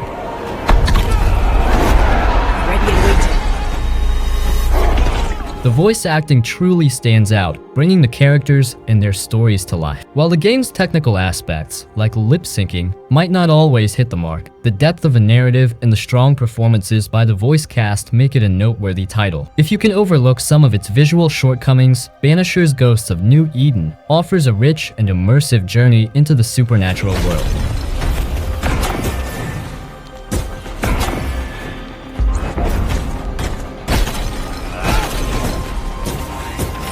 Dave the Diver. One of the standout indie gems of the year, Dave the Diver has captured the hearts of many with its unique blend of gameplay mechanics and charming presentation. This game offers a creative mix of diving for salvage and exploring the mysterious depths of the ocean while simultaneously managing a bustling sushi restaurant.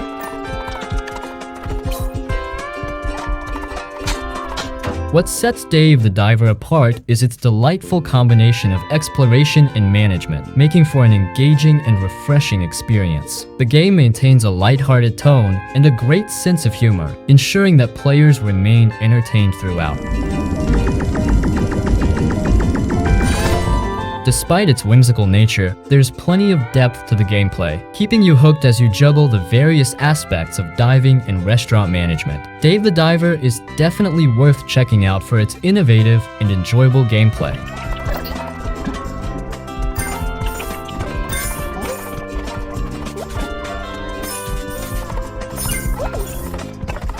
Atomic Heart.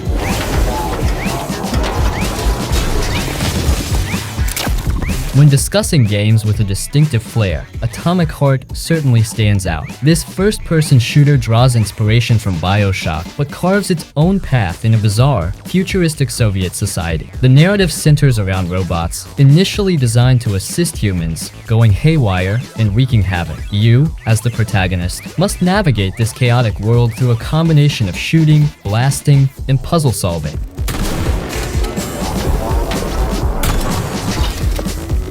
While Atomic Heart is not without its flaws, it remains a compelling experience. The open world design has its shortcomings, and there are moments that feel odd or less engaging. However, the game compensates with intense boss battles, satisfying weapon mechanics, and an outstanding soundtrack.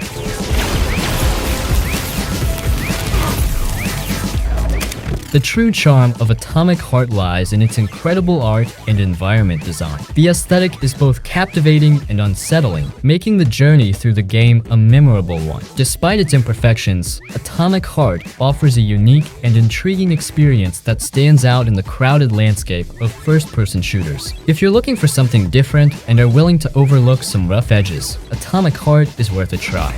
It's just a suggestion. Well, guess it can't hurt to try. It's not like we've got a lot of other options. Tereshkova, where's the Dead Space Remake.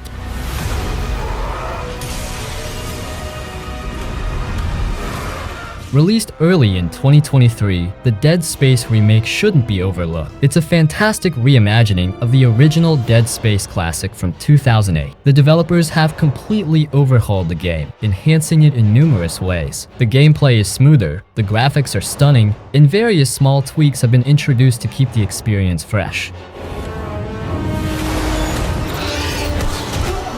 A few cutscenes have been altered, and the gameplay flow has been adjusted in certain environments, adding new layers of interest. Despite these changes, the core essence of the original game remains intact. They managed to avoid ruining or butchering anything that made the original great, making it a wonderful way to relive the Dead Space experience.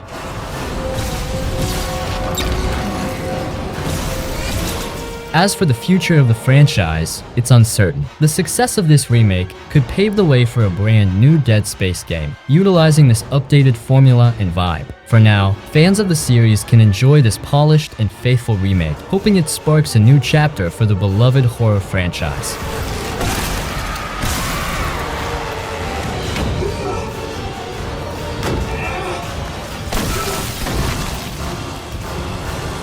Robocop Rogue City.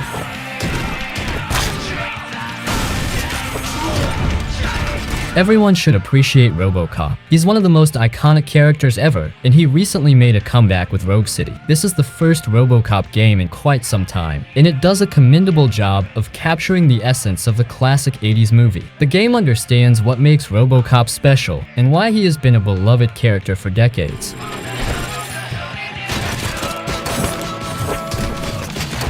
While Rogue City is not without its flaws and leans more towards being a AA game rather than a full-fledged AAA title, it offers a fun and over-the-top first-person shooting experience. You'll find yourself enjoying the classic video game action of exploding heads, throwing explosive barrels, and immersing yourself in the chaotic fun.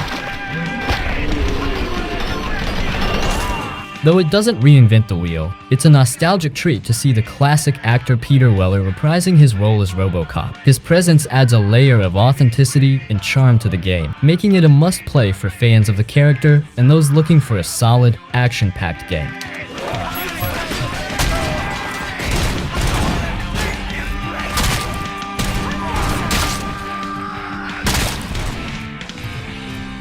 Lost Judgment. Lost Judgment delves into significant issues like bullying and harassment as you navigate the complexities of solving an impossible murder. As a game from RGG Studios, it offers addictive combat and sharp visuals, creating an engaging experience. This race is mine. Let's fly! But that's not all. Lost Judgment is packed with a variety of activities to explore within its rich world. From dancing and skateboarding to stealth missions and boxing, there's a plethora of things to uncover and enjoy. And if you ever want a break from the main storyline, you can always head to Yagami's office and play classic Sega Master titles. They said to tell you, this is your final warning. The game combines serious, thought-provoking themes with a vast array of entertaining side activities, making it a compelling addition to the Judgment series and a must-play for fans of action-adventure games.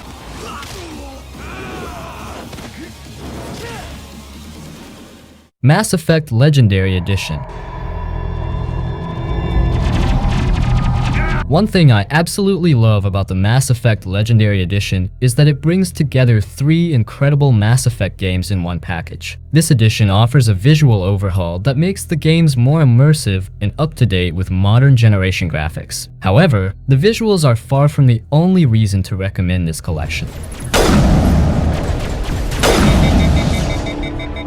Mass Effect Legendary Edition comes packed with a wealth of content, including over 40 single-player DLCs. The aiming and combat mechanics have been refined, the controls updated, and various gameplay elements adjusted to improve consistency across all 3 games. Despite these major improvements, the game stays true to its roots, offering a nostalgic experience for returning players.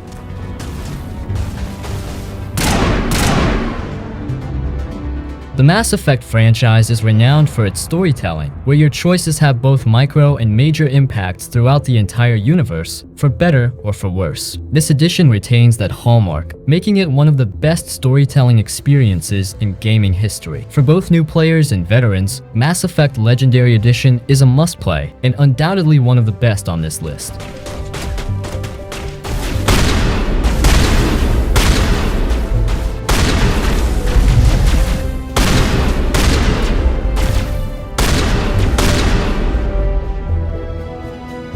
The Quarry. I thought I told you kids to check everything. Look, it's not that big of a deal, okay? We'll just spend one more night here. No! From the developers behind the Dark Pictures anthology and the critically acclaimed Until Dawn, The Quarry builds on their established formula and takes it to new heights. This game embraces the goofy, schlocky horror genre, delivering both tension and dread alongside lovable characters you'll enjoy watching get systematically targeted by the villains. What if we're out partying tonight out in the woods? Innocence, and we end up in Most Dangerous Game situation. The Quarry is a game that revolves around quick time events, dialogue choices, searching for clues, and engaging with your fellow camp counselors. It provides an enjoyable, tongue-in-cheek horror story that can unfold in a variety of ways depending on your decisions. Visually, The Quarry is stunning, with high-quality graphics that enhance the overall experience. If you enjoyed Until Dawn or any of the developer's previous titles, this game is definitely worth your time. It's not just about surviving the night, it's about enjoying the ride through a well-crafted horror story that keeps you on the edge of your seat.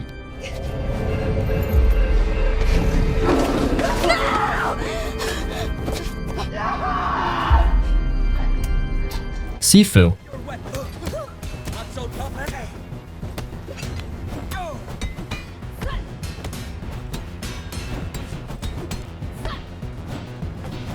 Sifu is a challenging game that puts you in the shoes of a kung fu master on a quest for revenge. As you progress, you age, gaining experience, but also becoming more vulnerable. The game combines intense martial arts combat with a unique aging mechanic, providing a test of both skill and perseverance. The combat in Sifu is smooth and demanding, requiring precision and practice to master. Enemies are tough and relentless, making every victory hard-earned.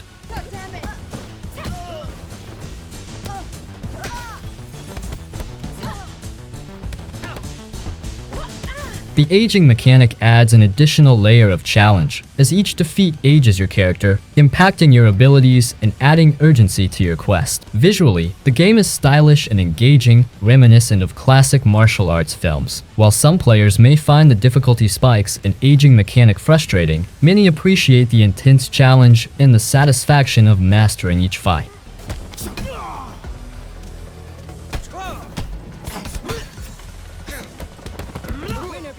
Sifu offers a rewarding experience for those who enjoy a tough, skill-based game. It's a journey of personal growth and martial prowess, where every fight is a step closer to achieving mastery. Get ready to test your kung fu skills and embrace the challenge that Sifu presents.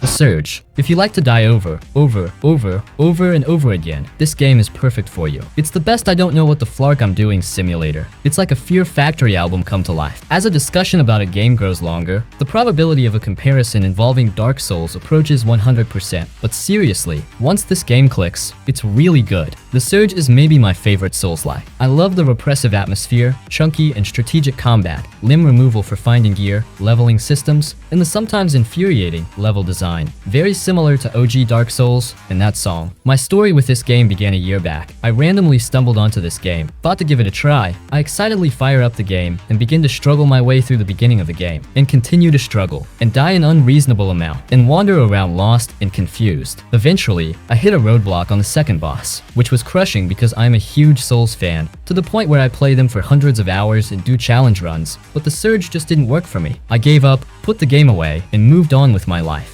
But something is different this time. I make it to the second boss and I beat him first try. I continue through the game, getting better and better. Enemies can't touch me. I'm stockpiling armor sets. I'm opening shortcuts and exploring off the beaten path. I beat the third boss on my second try. Eventually, I make it to the end of the game and on to New Game Plus. All of a sudden I was in love, and I knew I had my mojo back. I actually really love the game now. There is so much that works here, and I'm honestly shocked how much they got right that even the Souls games could learn from. Souls-like, even if From Software's own making, very rarely make a gripping story for players to engage with. However, the Surge opens with such a cool twist that it had me hooked from the get-go. The story starts on your playable character, Warren's first day on a new job. You're sitting on a train, surrounded by cheesy training videos that do an amazing job of world building, while keeping the level of corniness I have seen in training videos given to me by my workplaces all my life. This culminates in a small, early game plot twist I won't spoil here, followed by a brutal cutscene, where the mech uniform is drilled into Warren's spine. It's so quick and brutal, it made me physically wince. something no other Souls-like has done in a cutscene to this day. You then wake up and everything has gone to hell, and it's your job to escape. The immediate story being about how you do that, with the usually lore collectibles then telling the backstory of what happened. In terms of lore, there is a lot of it, and most of the characters you get to meet their story progression throughout the game are pretty well done, and interesting in how they change the tone as you play. From Software's lore is awesome, but you need to know it's awesome before you take the time to look into it. The Surge had a perfect blend of storytelling and lore, and the cutscenes left me wanting to know what happened to a greater degree than in most other Souls-likes today.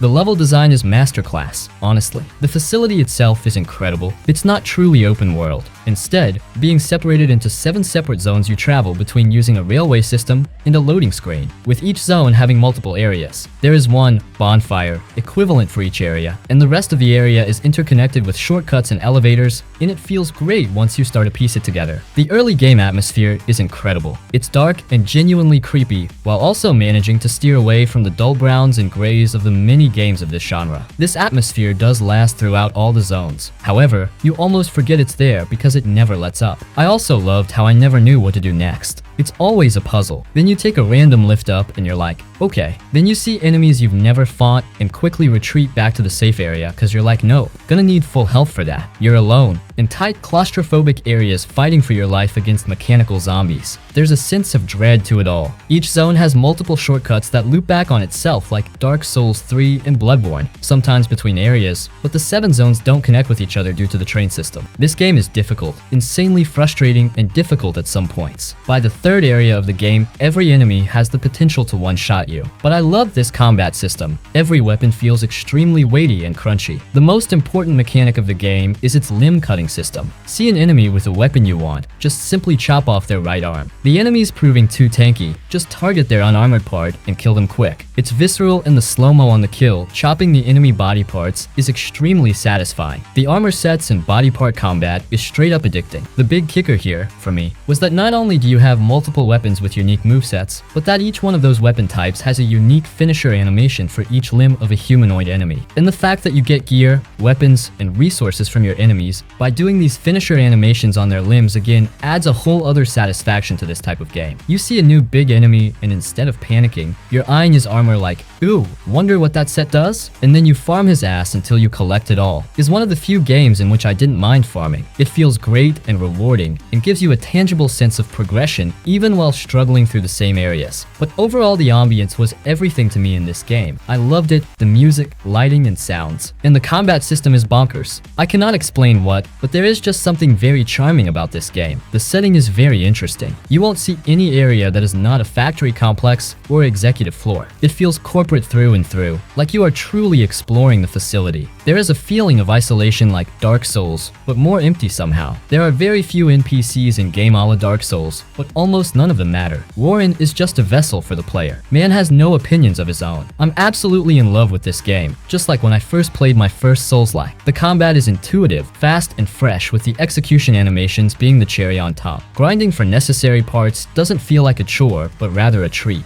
My initial experience and other reviews of The Surge never really drove me to play it, but I'm telling you now that if you are even mildly interested in a Souls-like or action RPG, that you should not sleep on this game. It's definitely worth it. Wait, I think I went on for a little too long on this one. Well, I am sorry, let's move on. Far Cry 5.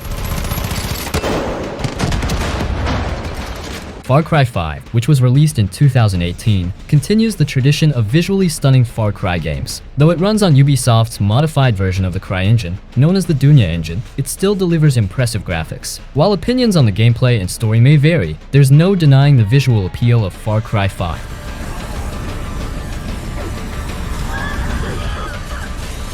The game immerses players in a highly detailed open world, filled with waves of enemies and wildlife like bears, all amidst constant explosions, yet it maintains stability. The early morning scenes, with the sun rising, are particularly impressive. Montana serves as a fantastic backdrop, showcasing the engine's capabilities. Although it isn't a tropical setting like previous entries, it beautifully highlights the natural beauty of the United States. When played on a high-end PC, the game can sometimes appear almost lifelike.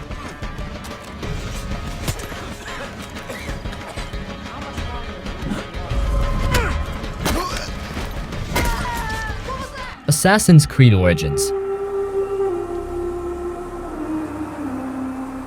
Assassin's Creed Origins, released in 2017, stands out as the best in the newer trilogy of open-world RPG Assassin's Creed games, in my personal opinion. Graphically, it's intense, and the visual design is particularly appealing. Between Assassin's Creed Unity and Assassin's Creed Origins, the latter wins for its impressive visuals and detailed environments.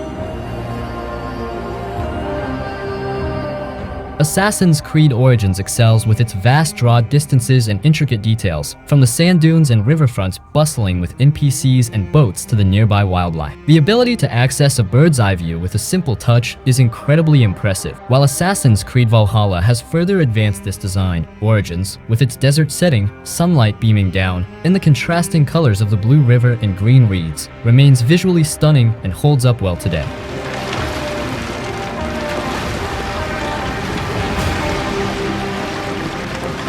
The Callisto Protocol.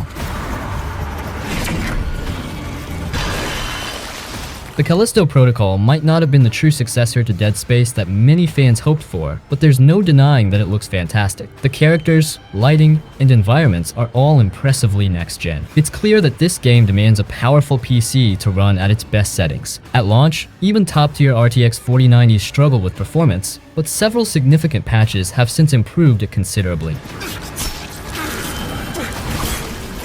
The real highlights of this game are the character models and the lighting. Despite the limited number of characters, each one looks incredibly realistic. Their natural animations, combined with high-resolution textures, are stunning under the game's beautiful lighting effects. The lighting is crucial for a game like this, and they have truly maximized its potential. While the environments might not be the most artistically exciting, in terms of sheer graphical power, the Callisto Protocol is easily one of the best-looking games of the year. It might not win awards for its gameplay, but its visuals are undeniably impressive.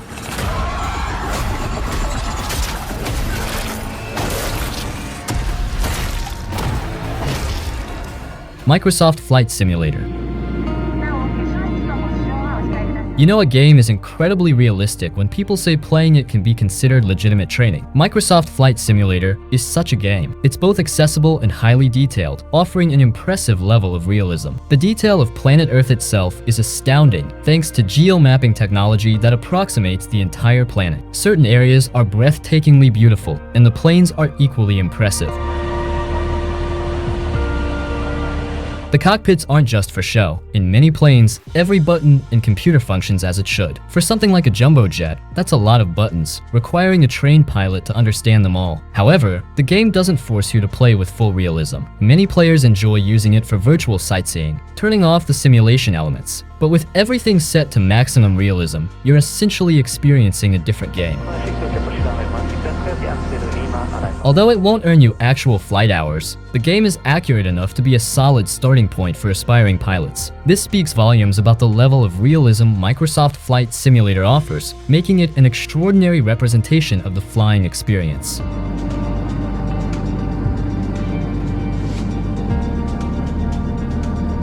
Red Dead Redemption 2 is a renowned game that deserves a spot on any top 10 list. The visuals are stunning, reminiscent of a nature documentary with added shootouts. The gripping, emotional storyline, and well-developed characters keep you engaged throughout the game. While it features plenty of gunslinging and horseback riding, Red Dead Redemption 2 also offers a wide range of side activities, from poker games in saloons to hunting legendary animals in the wilderness. The dynamic weather system and day-night cycle add an extra layer of immersion to the already captivating world.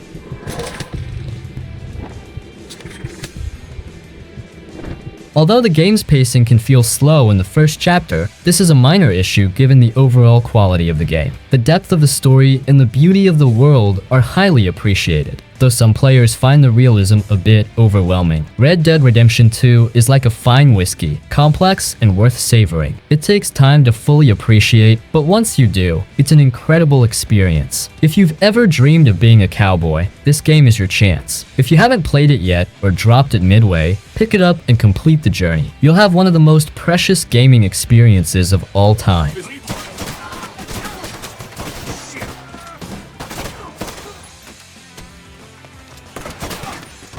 The Last of Us Part 1 is a masterpiece that blends action and drama in a gripping narrative. You play as Joel, a rugged survivor, and Ellie, a determined teen with immunity, as they navigate post-apocalyptic America. The game involves scavenging for supplies, crafting weapons, and avoiding infected monsters, making for a tense and thrilling experience.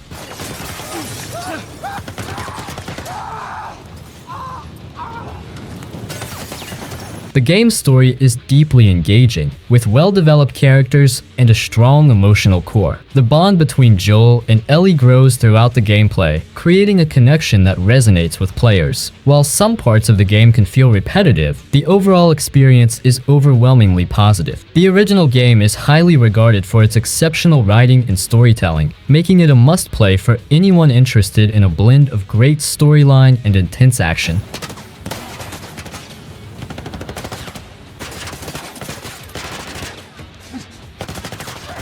Marvel's Spider-Man offers an exhilarating experience of swinging around New York City, fighting crime, and saving the day. The game's visuals are impressive, and the story is highly engaging, balancing action and narrative to create a true Spider-Man experience. The attention to detail is outstanding, from the way Spider-Man's suit ripples in the wind to the intricate designs of the supervillain's costumes. Many consider this the best Spider-Man game ever, with some preferring it even over its sequel.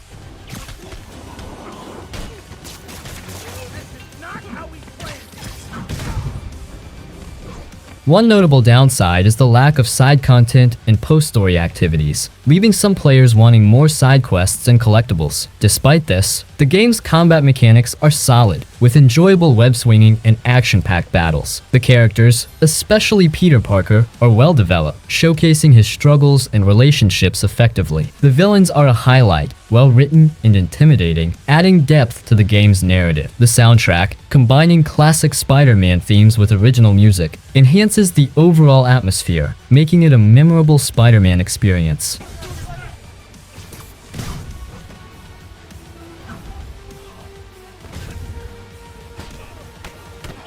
Life is Strange 2 is an engaging adventure that places you in the shoes of Sean Diaz, a teenager along with his younger brother, Daniel, who has some extraordinary abilities. The game combines emotional storytelling with visually stunning scenes, from expansive highways to tranquil forests, creating a visually captivating experience. In Life is Strange 2, you'll explore various locations, make challenging decisions, and occasionally use your powers to navigate difficult situations. While some puzzles can be perplexing, they add to the overall adventure. All I can say is, watch out for my costume in 3 days. This Halloween is gonna be awesome. The game is known for its deep characters and exploration of real-life issues, though some players may find its pacing slower than preferred. Overall, Life is Strange 2 offers a memorable journey, akin to an unforgettable road trip filled with laughter, tears, and meaningful moments. While the original game remains a favorite for many, this sequel continues to deliver a compelling narrative. Fans of the series will also be excited for the upcoming 4th installment. If you can appreciate the game's pacing, you'll likely enjoy this unique and heartfelt adventure. Oh, fuck! No, wait! No! I'm sorry, Dad. God of War 2018 is a captivating mix of mythology and intense action, offering a fresh perspective on Kratos, the demigod with a tumultuous past. In this installment, Kratos is not only a fierce warrior, but also a father, raising his son Atreus amidst the challenges of the Norse world. Fans of the series appreciate this new dimension of Kratos, revealing a more complex and emotional character.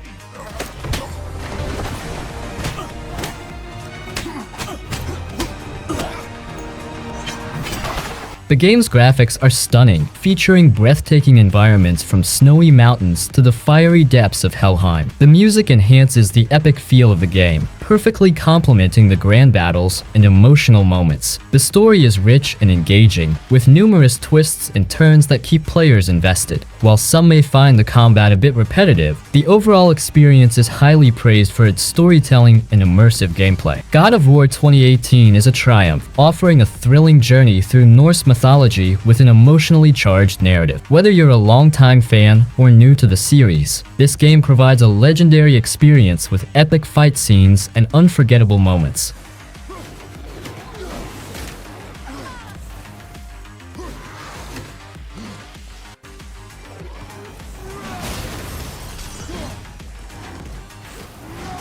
Heavy Rain is a narrative-driven game where you play as multiple characters, each with their own struggles and storylines. You'll experience the journey of a father searching for his missing son, a private investigator navigating trouble, and other individuals trying to survive in a chaotic world. The game's realistic visuals, complete with stormy weather effects, immerse you in its intense atmosphere. The choices you make significantly impact the story, allowing you to be as responsible or reckless as you choose. A lot of pretty shady characters in my line of work.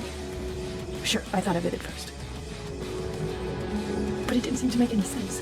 The game features quick-time events that can be challenging and sometimes frustrating, keeping you on the edge of your seat. Successfully navigating these moments provides a strong sense of accomplishment. While the plot can be complex with its numerous twists and turns, this adds to the engaging experience. However, some character decisions might seem illogical, adding to the tension and unpredictability of the narrative. Overall, Heavy Rain offers a thrilling ride full of emotional and dramatic moments, giving you the power to shape the outcome through your choices.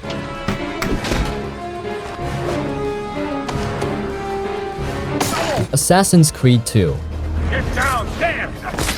Assassin's Creed 2 is often called the best game in the series. Released in 2009, it follows Ezio Auditore, a young Italian whose family is killed. Ezio's story of revenge spans 22 years, showing his growth from a carefree youth to a wise assassin. The game shines with its improved combat and stealth mechanics. You get various weapons and gadgets, making fights more fun and stealth more strategic. The open world is beautiful, taking you through cities like Florence and Venice, each filled with life and details. And the graphics still look good today, especially with the Ezio collection on consoles. While there are a few bugs and the PC controls are better with a controller, the game remains enjoyable.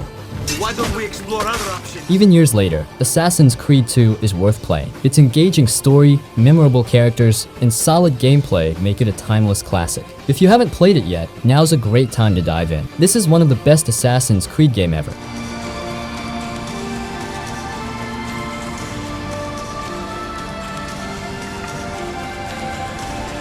Portal. You did it. Portal is a great game. For such a simple gameplay mechanics, its execution is done flawlessly with brilliant puzzles that test your logic skills as well as your reactions. It is also funny, which a lot of puzzle games seem to lack. I wasn't expecting to love Portal as much as I did. I was relatively distant from the Valve universe and had heard and knew what Portal was and went into this experience expecting to like what I played, but I came out loving its design and story a lot more than I thought I would. Long time. Portal is a short game, and I did not enjoy the later half of the game as much as the labs, as it felt like it was elongated for no reason with no new puzzles to experience. But the majority of the game was spent feeling joy and was extremely rewarding to play. Overall, Portal is an amazing game at its core. It's funny, exciting, challenging, and it is impressive what has been done with so little actual mechanics. This is a great experience, and I would highly recommend it to any players that like a good puzzle game.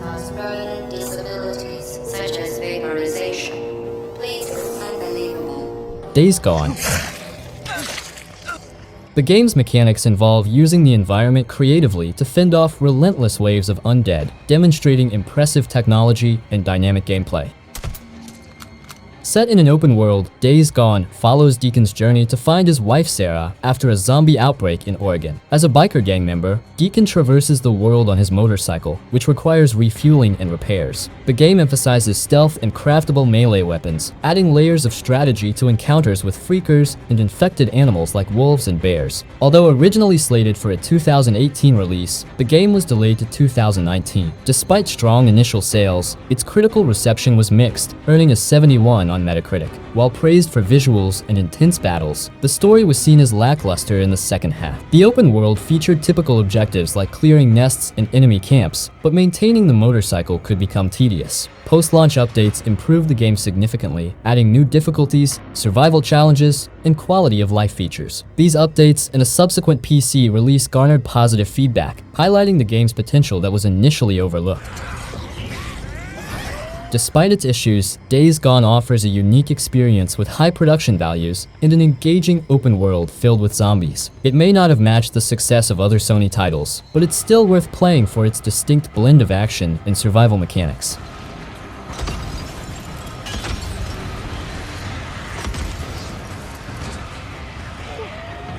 Bioshock 2007. Bioshock, released back in 2007, is set in an atmospheric underwater city called Rapture. As you arrive, the city's eerie beauty and crumbling state immediately draw you in. The game starts with intense action, throwing you into encounters with hostile residents called splicers. The atmosphere is incredibly immersive, making you feel the dread and mystery around every corner. You play as a survivor who gains powers called plasmids. These powers, along with a variety of weapons, allow for diverse and strategic combat. The game is packed with creative weapons like shotguns, crossbows, and even a grenade launcher. Each weapon feels unique, and the AI responds intelligently to your actions, adding depth to the encounters.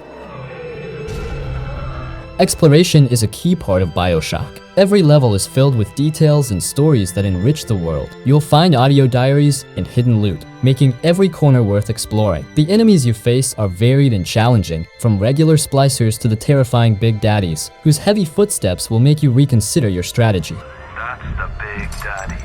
The story is another highlight, with a twist that enhances the gameplay and keeps you engaged. The narrative is delivered through the environment and characters, making it a unique storytelling experience that couldn't be replicated in any other medium. Despite being 17 years old, Bioshock remains a groundbreaking game with its exceptional atmosphere, creative gameplay, and compelling story. It's definitely worth playing in 2024, offering a memorable experience that stands the test of time. Titanfall 2.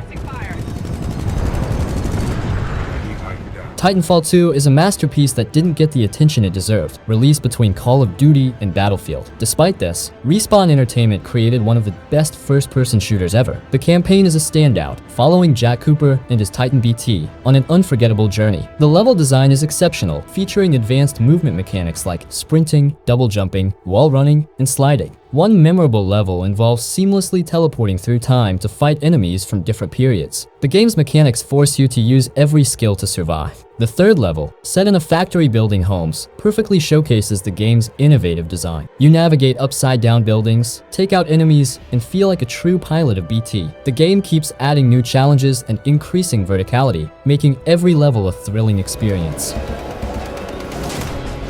BT is central to the story, adding depth and emotional weight. The bond between Jack and BT makes the campaign special, offering various loadouts and making each battle unique. The sound design is flawless, with every step and shot feeling impactful. The multiplayer mode is just as impressive, with tight gunplay, fantastic map design, and minimal microtransactions. Customization options for pilots and Titans are vast, enhancing the gameplay. Despite server issues in the past, Titanfall 2's multiplayer remains engaging and fun.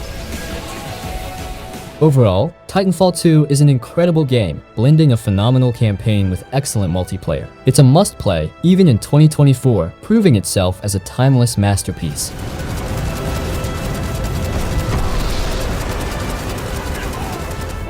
Cyberpunk 2077. Cyberpunk 2077 launched with a lot of hype and mixed reviews. Set in the dystopian Night City, the game combines a futuristic setting with cybernetic enhancements. You play as V, a mercenary on a quest to find a way to remove a biochip from your brain that contains the digital ghost of rockstar Johnny Silverhand. The game excels in its art style and atmosphere. Night City is beautifully crafted, blending sleek technology with gritty environments. The graphics, despite some glitches, are impressive, especially with features like ray tracing. The gameplay is where Cyberpunk 2077 shines. It offers a variety of combat styles, from traditional gunplay to hacking and stealth. The game provides multiple ways to approach missions, making each playthrough unique. The AI is smart, and enemy factions have distinct behaviors, adding depth to encounters. The weapon variety is extensive, including tech weapons, smart weapons, and power weapons, each offering different playstyles. The RPG elements are robust, with a complex upgrade system and cybernetic implants that enhance your abilities. The perk trees allow for diverse character builds, making the gameplay flexible and engaging. However, the game's role-playing aspects are somewhat limited, with choices having minimal impact on the story. The narrative is compelling, focusing on themes of mortality and identity. Johnny Silverhand's character adds depth to the story, and the voice acting is strong throughout. The story explores the impact of cybernetic enhancements on humanity in the quest for immortality.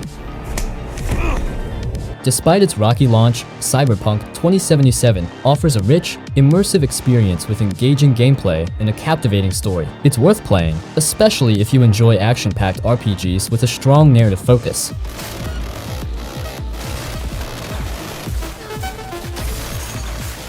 Batman Arkham Knight. Batman Arkham Knight was released almost 10 years ago, concluding the story of the Dark Knight. The game takes place over Halloween night, with Scarecrow and the mysterious Arkham Knight as the main villains. The story is filled with action, twists, and moments of redemption, though some characters don't get as much screen time as they deserve. The game's open world feels complete, with Gotham City brought to life in stunning detail. One of the highlights is the ability to glide around the city with Batman's suit, which is both satisfying and immersive. Side missions are engaging, though the Riddler's 200+ trophies might test your patience. The Batmobile is finally drivable in this game, offering fast, tank-like driving that's a lot of fun. You can even upgrade it with points you earn throughout the game. Combat is smooth and enjoyable, though it can be frustrating when enemies interrupt your combos. Batman's stealth abilities add a strategic element to fights, especially against armed foes. The skill tree offers 6 categories: Gadget Tech, Gadget Skills, Combat, Batsuit, Batmobile, and Batmobile Weapons. Each category provides valuable upgrades, allowing you to tailor your playstyle.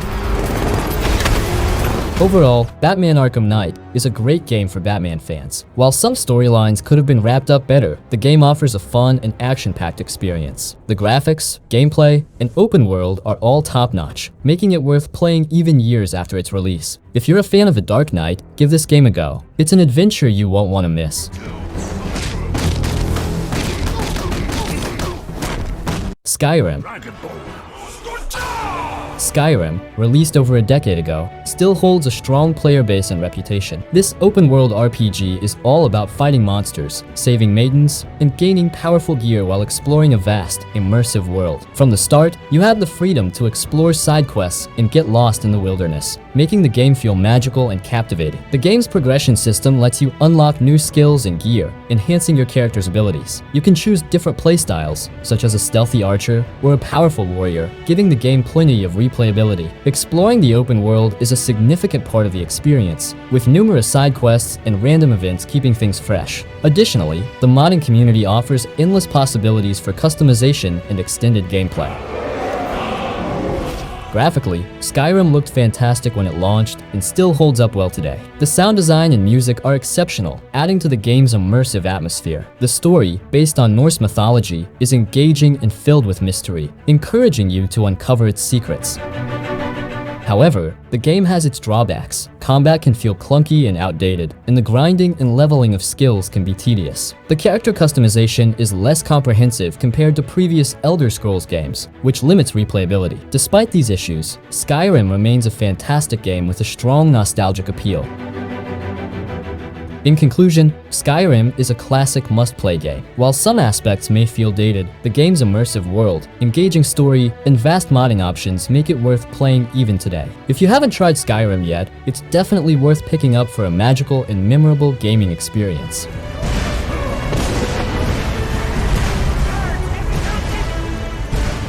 Metro Exodus. Metro Exodus is a first-person shooter set in a post-apocalyptic world where Russia was devastated by nuclear war, forcing survivors underground. You play as Artyom, who believes there is a safe place above ground and embarks on a journey to find it. The game is a sequel to Metro 2033 and Metro Last Light, but takes a different direction, focusing more on open-world exploration. The immersion factor in Metro Exodus is outstanding. The developers put immense care into making you feel like you're truly in this world, with detailed animations and sound design enhancing the experience. From wiping your mask when it gets dirty to the impactful recoil of your gun, everything feels real and engaging.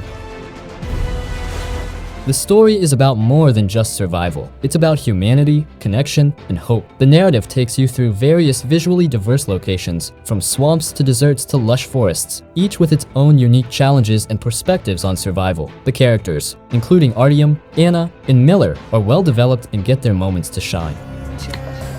Gameplay is where Metro Exodus truly excels. The gunplay is fantastic, with each weapon having its own personality and feel. You can customize your weapons with various attachments, making combat fresh and exciting. The game's enemy variety keeps you on your toes, with each area presenting new threats and challenges. The semi-open world design encourages exploration, rewarding you with valuable items and upgrades. Despite some AI issues, the overall gameplay experience is smooth and satisfying. The game also features multiple difficulty levels, allowing you to tailor the challenge to your preference. In conclusion, Metro Exodus is a must-play for fans of first-person shooters and immersive storytelling. Its blend of engaging gameplay, compelling narrative, and detailed world-building makes it a standout title. Whether you've played the previous games or not, Metro Exodus offers a unique and unforgettable experience.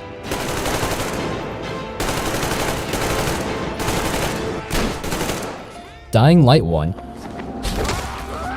Dying Light is an action-packed zombie game that combines intense combat with parkour. Released in 2015, the game continues to be popular, especially with all the DLCs and expansions available for a great price during sales. The story follows Kyle Crane, a character who didn't resonate much with me, but many players seem to like him. The plot is pretty generic for a zombie game and features a lackluster villain. However, the story gets the job done by providing a backdrop for the real star of the game, the gameplay. Combat in Dying Light is incredibly satisfying. You'll use a variety of weapons to slice, shoot, and smash zombies in creative ways. The parkour system allows for fluid movement across the environment, making zombie encounters dynamic and thrilling. Human enemies are less fun to fight, often feeling frustrating and dodging attacks unrealistically. At night, the game shifts from action to horror, with more dangerous zombies emerging. This adds a layer of tension and variety, effectively giving you two games in one. The nighttime gameplay is both nerve-wracking and addictive, making it a standout feature. Customization is extensive, with a plethora of weapon mods to experiment with. The world of Heron is a well-designed playground for your parkour and combat exploits, even though it can feel a bit repetitive after long sessions. Side missions and random events offer some additional activities, but they're not particularly memorable. The DLC, especially the following expansion, adds significant value, introducing new maps and vehicles, enhancing the overall experience. In conclusion, Dying Light is a fantastic game for zombie genre fans, offering one of the best close-quarters combat systems around. The game shines in its gameplay mechanics, making it well worth the price, especially during sales. If you haven't played it yet, now is a great time to dive in.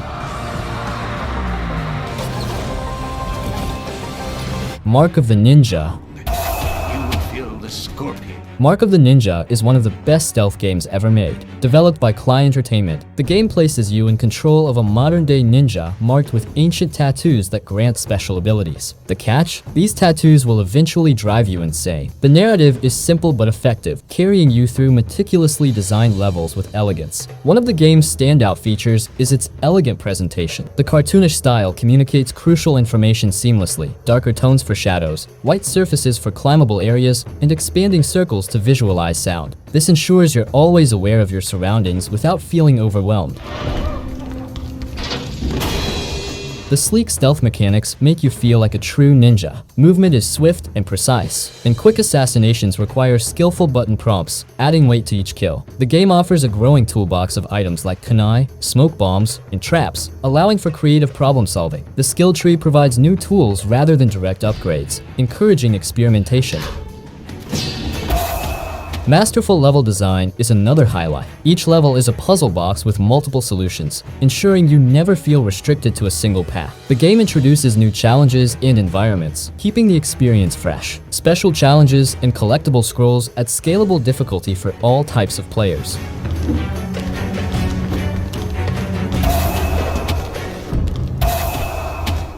A Plague Tale Requiem. If you enjoyed the 2019's hit, A Plague Tale: Innocence, you're in for a treat. This sequel picks up the story of siblings Amisha and Hugo, delivering a bigger and more intense adventure. The stakes are higher, the locations are more diverse, and new characters add depth and unexpected twists to the narrative. The heart of the game lies in the relationship between Amisha and Hugo. The voice acting is top-notch, bringing their bond to life in a convincing and emotionally impactful way. You'll feel every moment of their struggle and determination as they navigate this plague-ridden world. From sea and Gameplay-wise, A Plague Tale Requiem builds on its predecessor's stealth mechanics while introducing new elements. Amisha is more capable this time, with new tools and abilities that keep the gameplay fresh. The stealth encounters are challenging, with larger areas and more verticality, making each section feel like a puzzle to solve. One standout aspect is the game's visual and audio design. The environments are stunning, with breathtaking scenery and gruesome, plague-filled imagery. The orchestral soundtrack elevates the epic feel of the adventure, making every moment memorable. However, it's worth noting that the game's performance on PS5 can be inconsistent, with frame rate dips during intense scenes. While this didn't make the game unplayable, it was a noticeable issue. Overall, Plague Tale Requiem is a must-play for fans of story-driven adventures. It combines a gripping narrative with satisfying stealth gameplay, all set in a beautifully crafted world. If you're looking for an epic adventure that hits all the right emotional notes, this game is for you.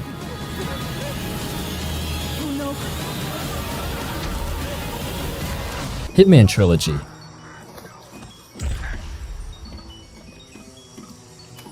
Hitman 3 refines and perfects the gameplay formula introduced in the first two games. The levels are tighter, more interesting, and filled with intricate details that make each assassination mission a unique experience. The story, while still somewhat secondary, adds more context and agency to your missions, making it feel like a more cohesive narrative journey. The maps in Hitman 3 are some of the best in the series. From the mystery-filled Dartmoor Manor to the vibrant streets of Chongqing, each location is meticulously crafted. These environments are less overwhelming and more focused, which I found more engaging and replayable. The gameplay is where Hitman 3 truly shines. It encourages creativity and improvisation with a variety of tools and methods to take down your targets. The absurdity and dark humor are still intact, allowing you to disguise yourself in ridiculous costumes and use bizarre weapons like fish or muffins to eliminate your targets. Free! One of my favorite aspects is the balance between serious and wacky elements, keeping the game fun and unpredictable. The addition of new gameplay mechanics and the improved AI make each mission feel fresh and challenging. The game's performance and visuals are top-notch, with stunning graphics and smooth gameplay. The soundtrack, featuring nostalgic nods to classic Hitman scores, adds to the overall immersive experience. If you're a fan of the series or new to Hitman, Hitman 3 is a must-play. It perfects the formula with refined gameplay, captivating levels, and a fitting conclusion to Agent 47's story. Don't miss out on this thrilling stealth adventure.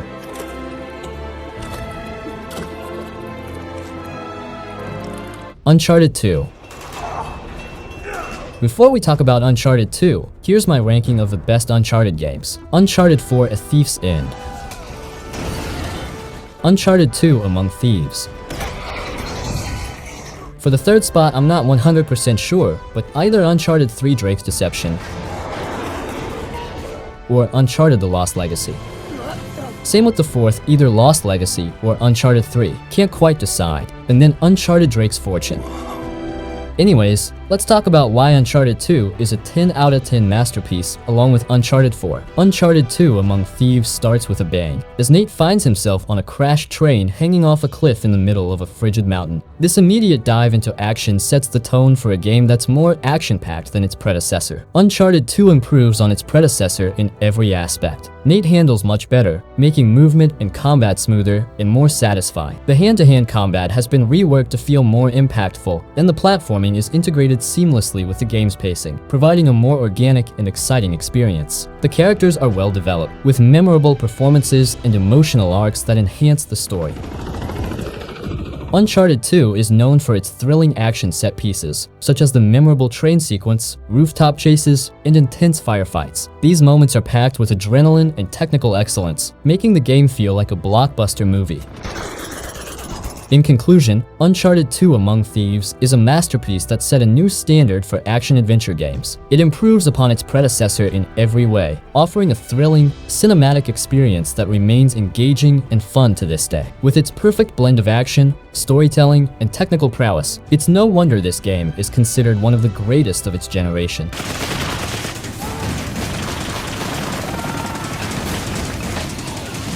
Yakuza 0.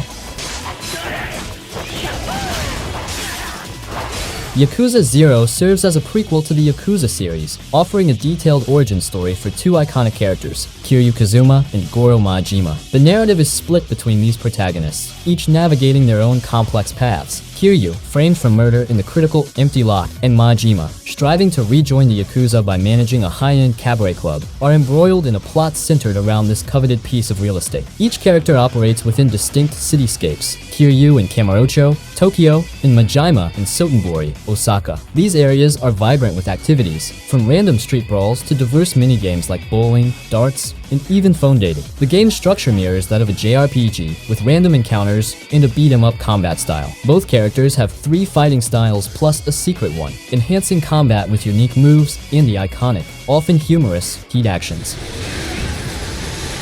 Character progression revolves around earning cash, a nod to Japan's booming 80s economy. Players can invest in skills and unlock permanent upgrades at shrines. The story and characters in Yakuza 0 are standout features. The blend of gangster melodrama and rich character development makes for a compelling experience. Villains are realistically motivated and genuinely detestable, enhancing the narrative.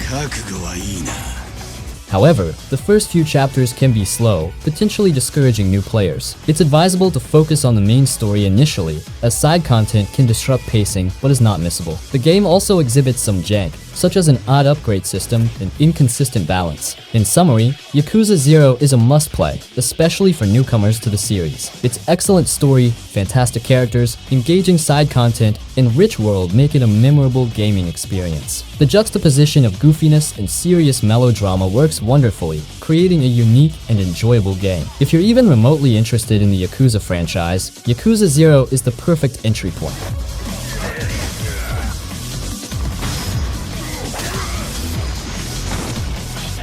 Tomb Raider 2013.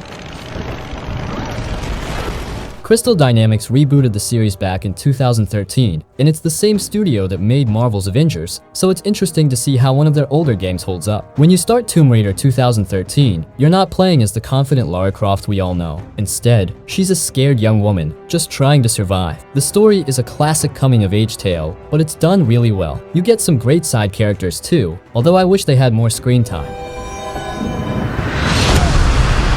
Gameplay kicks off with basic platforming and a tutorial on how to use the bow, which is Lara's new weapon. There's also hunting, which isn't particularly useful, but it's a nice touch. You quickly learn the cover mechanics and how to adapt to different enemies. As Lara learns to survive and help her friends, you learn to use all the weapons at your disposal. I was a bit bummed that you can't use the classic double pistols, but it's understandable since this is a reboot. The characters are surprisingly well thought out. You've got Ross, who's like the dad of the group, trying to teach Lara about the tough realities of life, and Jonah, who's more of a badass protector. Lara herself is really well done. She starts off a bit annoying, doing the classic game protagonist thing of whining a lot, but her character development is handled well. By the end, she's grown so much, and it's fun to see.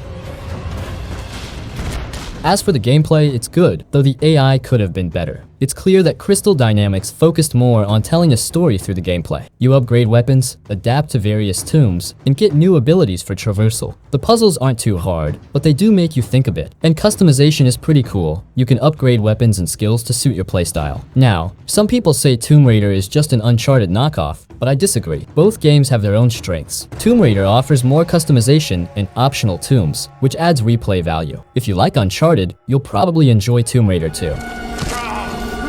Overall, I think Tomb Raider 2013 is definitely worth buying in 2024. The story is engaging, the gameplay is satisfying, and Lara's character development is fantastic. Whether you're a longtime fan or new to the series, this game is a great adventure. It is near perfect and deserves a rating of 10 out of 10.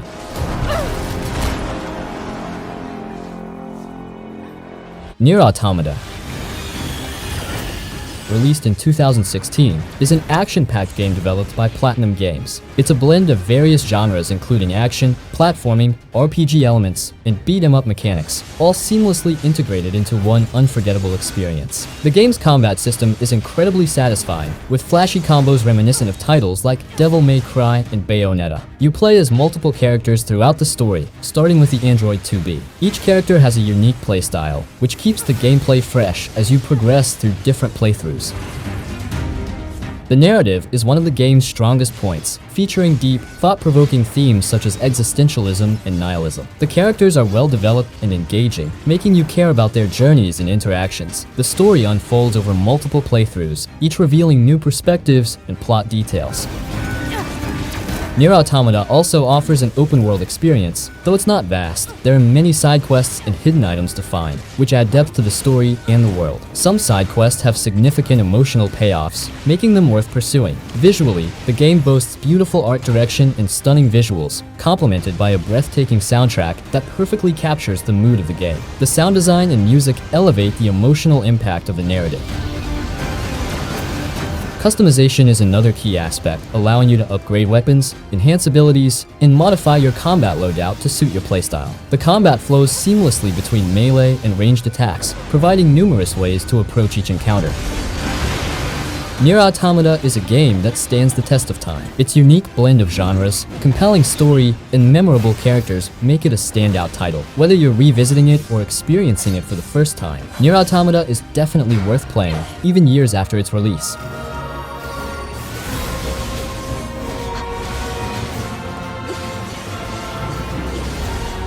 Ghost of Tsushima.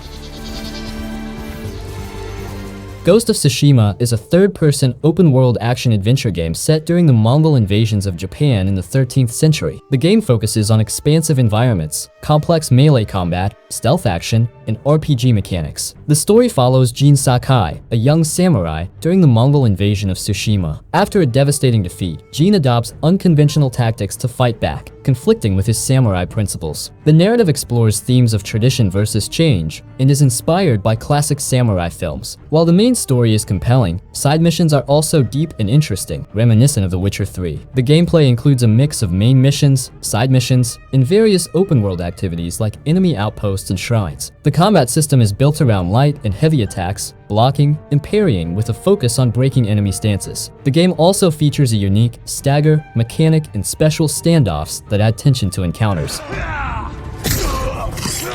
Stealth gameplay involves sneaking, assassinations, and using various tools like bows and bombs. While functional, it lacks some advanced features like contextual takedowns and body hiding. However, the tools provided can be very useful when upgraded. The game has an extensive upgrade system for abilities, weapons, and armor. Players can unlock new techniques, improve fighting stances, and enhance stealth tools. Exploring the world rewards players with items that increase health, resolve, and other stats. Ghost of Tsushima is visually stunning, with vivid environments and dynamic weather effects. Finally, Ghost of Tsushima is an incredible experience with a well-written story, solid gameplay mechanics, and a gorgeous open world. While it has some minor flaws in stealth mechanics and occasional technical hiccups, the game offers a highly enjoyable adventure.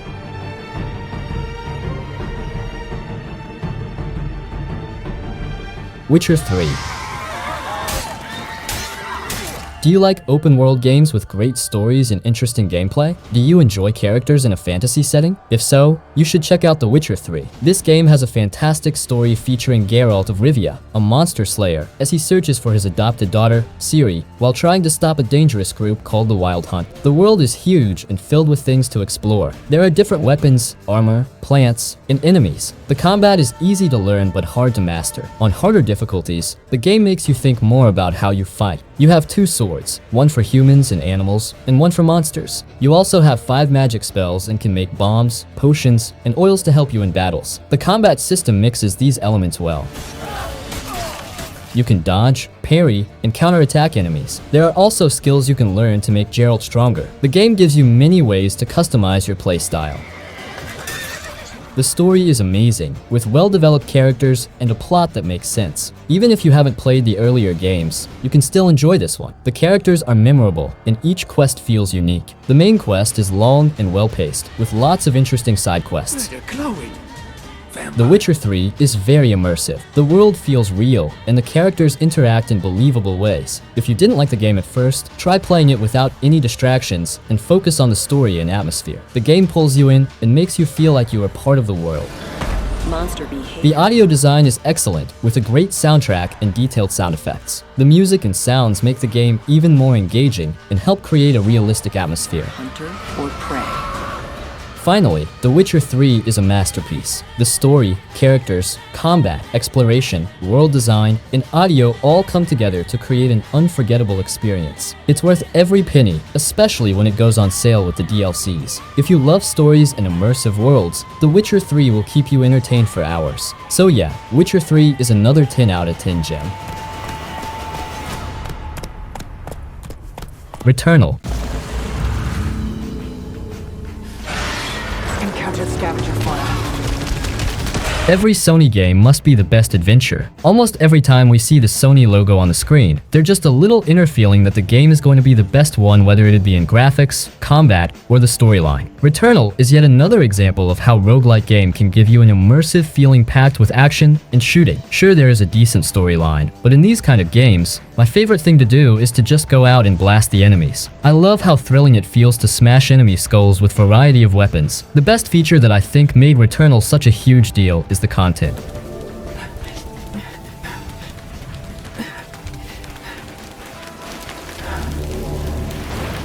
My sidearm.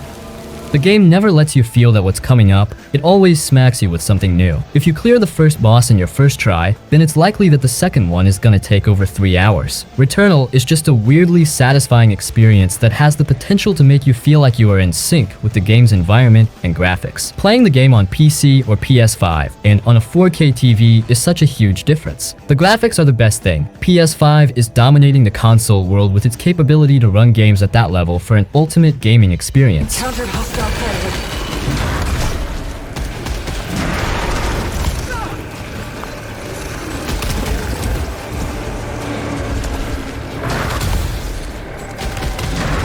Stellar Blade.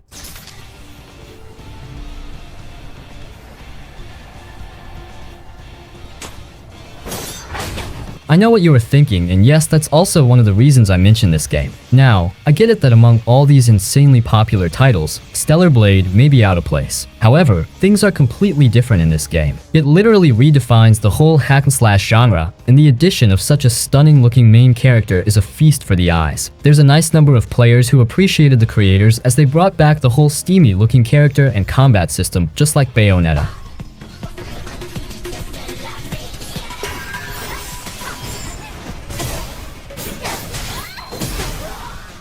I believe that we all needed something refreshing or new, and Stellar Blade delivered it perfectly. Most players are either diving into the game or basically skipping it just because of that bodysuit and those facial features. Despite all this stuff, I think that Stellar Blade is for everyone who just wants to cheese his way through enemies. The game gives us the freedom to feel like an overpowered protagonist whose only job is to take out the enemies. Finally, if we put aside the whole beauty stuff, then we can all agree that the game's performance and visuals look magical on PS5. This is one of the few games that actually utilizes PS5's power.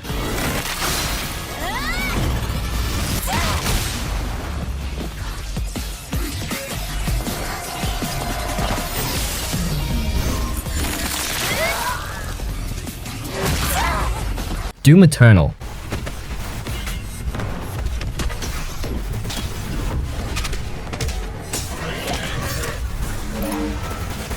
It's so great to feel the thrill of blasting through waves of enemies. Doom Eternal looks incredible on PS5. It gives you the feeling of a complete, overpowered protagonist whose only job is to kill the monsters. The only prime reason that you need to play this game is the pure joy of killing enemies. There's nothing more than that. You are basically a Doom Slayer who's on the journey of defeating the monsters. Now, imagine all of this on a graphically improved PS5. How awesome it would be to see enemies getting blasted left and right and blood popping out from the torso. Long enough to survive this cursed city.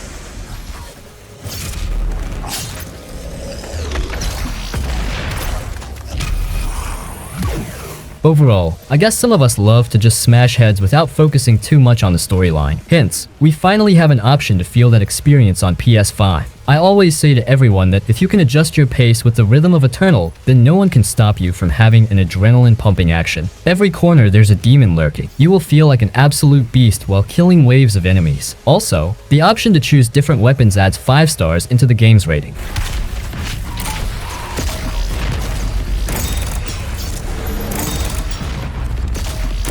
Horizon Forbidden West.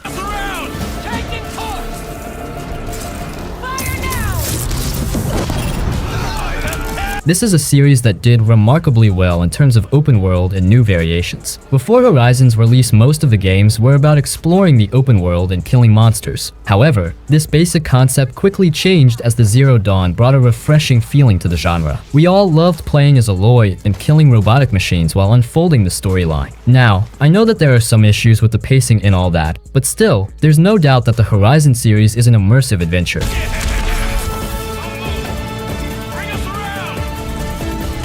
Time to hit back. Also, Forbidden West cracks up a notch. Usually most sequels die as they never live up to the original's expectations. However, in case of Horizon it's different. The newest sequel is mind-blowing and provides a lot of content. You will be amazed to see the improvements and new features. The developers did a great job perfecting everything that was wrong in the original game. Finally, I agree that this might not be your prime choice, but if you just want to experience a beautiful open world and the freedom of killing machines, then you couldn't ask for a more epic game than Forbidden West. Also, you don't need a PlayStation as the game is available on PC as well.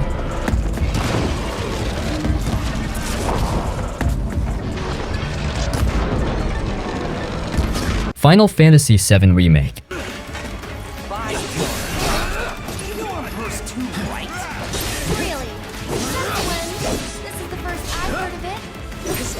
I can't even begin to describe how awesome this game is. Being a gamer who never played the old classic Final Fantasy games, it was my dream to play as Cloud Strife, and the 7 remake made it come true. Now, believe me, the only reason I started playing Final Fantasy games is because I love the look of Cloud Strife and Noctis. These characters looked stunning and awesome, especially their hairstyles, outfits, and that gigantic sword. So yeah, there you have it. I played my first ever Final Fantasy game for this tiny reason. I agree that some players love the rebirth, but there's just something peculiar about the remake which made us go crazy about it.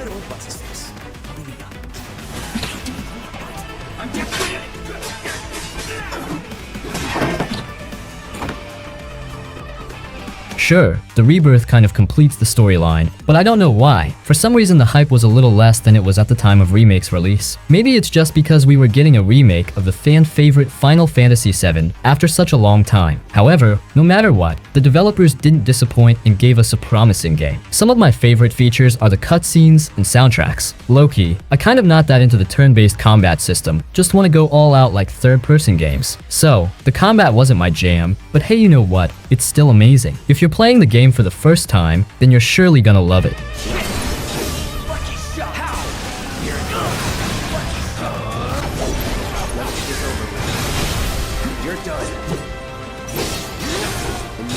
Baldur's Gate 3.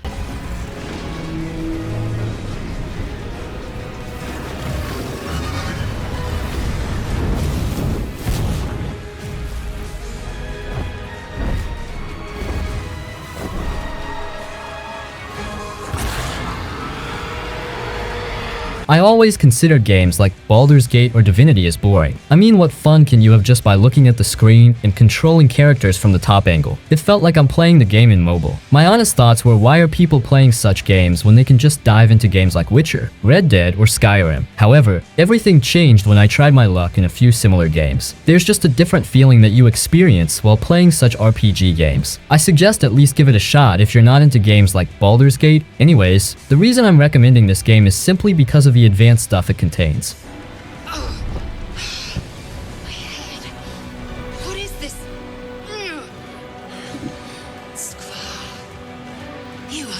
The game also got the Game of the Year award, and low-key, I have no complaints about it. It surely was well deserving, as there's just a lot of content in it besides your usual combat mechanics. Baldur's Gate 3 creates a well-paced storyline and makes us feel related to the characters. It actually shows us the complete story of characters. It almost feels like we are experiencing different storylines in a single game. My all-time favorite feature are the cutscenes, as they were just too good to watch. All of this makes the game a complete package and worthy of playing.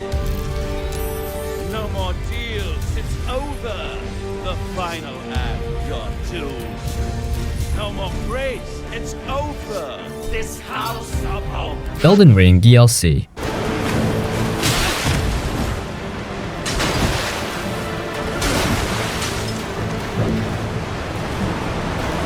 I'm so glad that I'm finally talking about this game. The DLC is such a marvelous job. It almost feels like a brand new game. There are tons of bosses scattered through various areas, which gives us the feeling that it's a whole new game rather than a simple DLC. Not a lot of people talk about it, but I believe the creators did a great job creating such a DLC and publishing it after the 2 years release of the main game. It's one of those moments where you feel like that you got a new From Software game.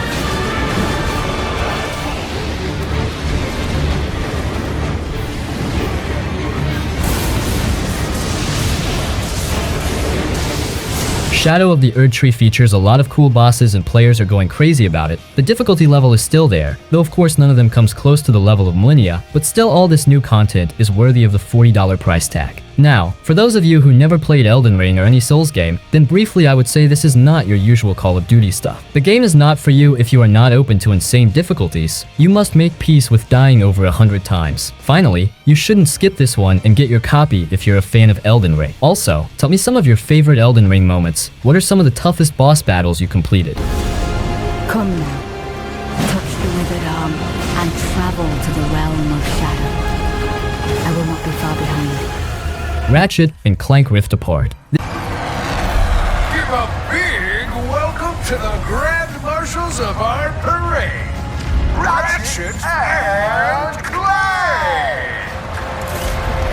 This is a game that has stuck with me since the release of the PS5. Honestly, at that time I couldn't afford the PS5, but kept on seeing the gameplay videos and other features. So, every time PS5 was mentioned, Ratchet and Clank was one of those games that was added in the bundle along with 2 other games. I have only played a handful of Ratchet and Clank games, especially the popular ones. Still, I could say that if you need a refreshing feeling and just wants to come home from work, boot up your console to have a not so deeply story experience, but rather a fast-paced, sort of like hack and slash, then this game is your best choice.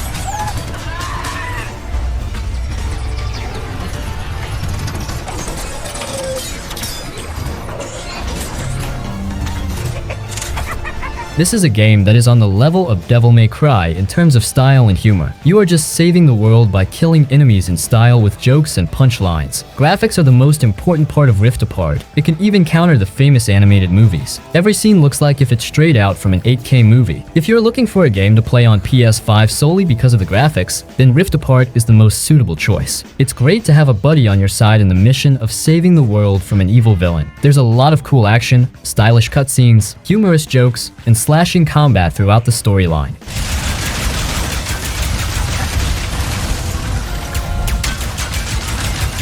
Oh dear, he is targeting us.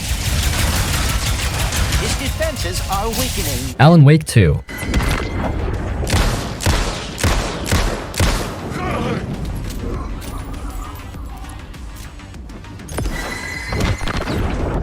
I don't think I need to say much about Alan Wake series. I mean, we all know how much gamers were waiting for a sequel. I was one of those who thought that original Alan Wake is a pretty basic game and was kinda ignoring, but crazily I had such a fun time playing the game. You must play the original Alan Wake before playing the sequel. There are so many connected moments and places that will give you a nostalgia feeling, and you'll be happy to see them again in the sequel. Honestly, the game is not that horrifying. Maybe it's just me, but the horror element was fairly less and didn't give me any jump scares. I believe that both games are more focused on thrill and suspense. He's with me, Anderson.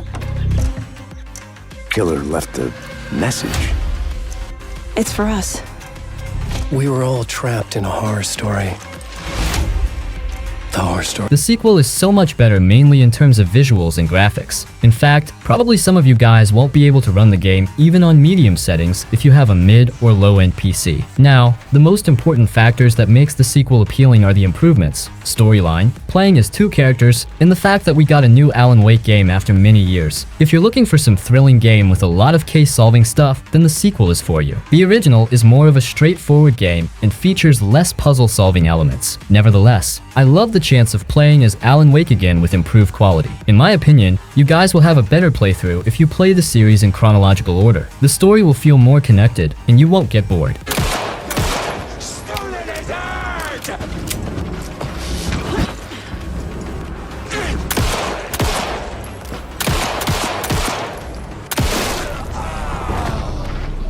Demon's Souls Remake.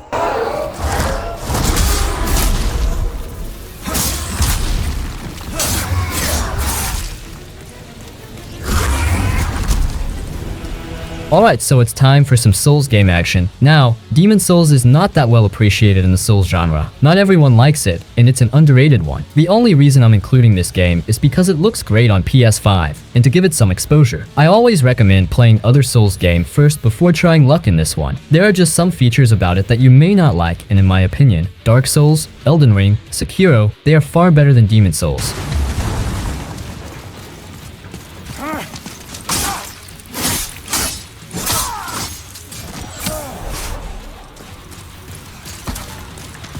So, if it's your first time entering into the Souls genre, then my suggestion would be to start with other games for a much better experience. I can confidently say that this game is a good option if you have played all the major Souls games. It also offers some crazy boss fights and some pesky dark areas which will be hard to navigate. Finally, I know that some of you like this game and probably started your Souls journey with this one, but I just believe that it's better to play some better mainstream games if you're a newcomer in the Souls genre.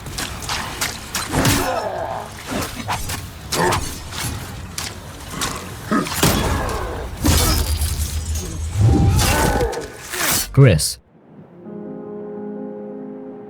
Alright, let's talk about Gris, a game that's as beautiful as it is emotional. If you're looking for something that's more of an art piece than a typical video game, Gris is where it's at. First off, Gris is a visual masterpiece. You play as a young girl named Gris, navigating through a stunningly hand-drawn world filled with gorgeous watercolor landscapes and mesmerizing animations. Seriously, every frame of this game could be a painting on your wall. The art style alone makes it worth playing.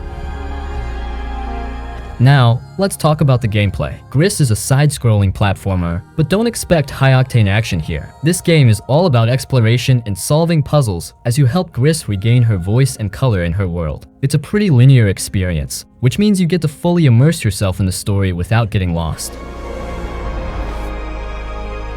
One of the things I love about Gris is how it handles emotions. The game is a silent narrative, meaning there's no dialogue, but it speaks volumes through its visuals and music. The soundtrack is hauntingly beautiful and perfectly complements the game's emotional beats. It's one of those games that hits you right in the feels, making you reflect on your own experiences. I appreciate how it's more of an experience than just a game. It's a journey that's both touching and visually captivating, and it resonates on a deep level. So, if you're in the mood for something different, something that's more about the journey than the destination, Gris is a must-play. It's a short but impactful experience that you won't forget anytime soon. Trust me, this game is like a soothing balm for the soul. Grab a comfy chair, put on your headphones, and let Gris take you on a beautiful emotional ride. Also, one of the best things is that this game is literally available on every platform: PC, Xbox, PlayStation, Nintendo, Mac, iOS, and Android too.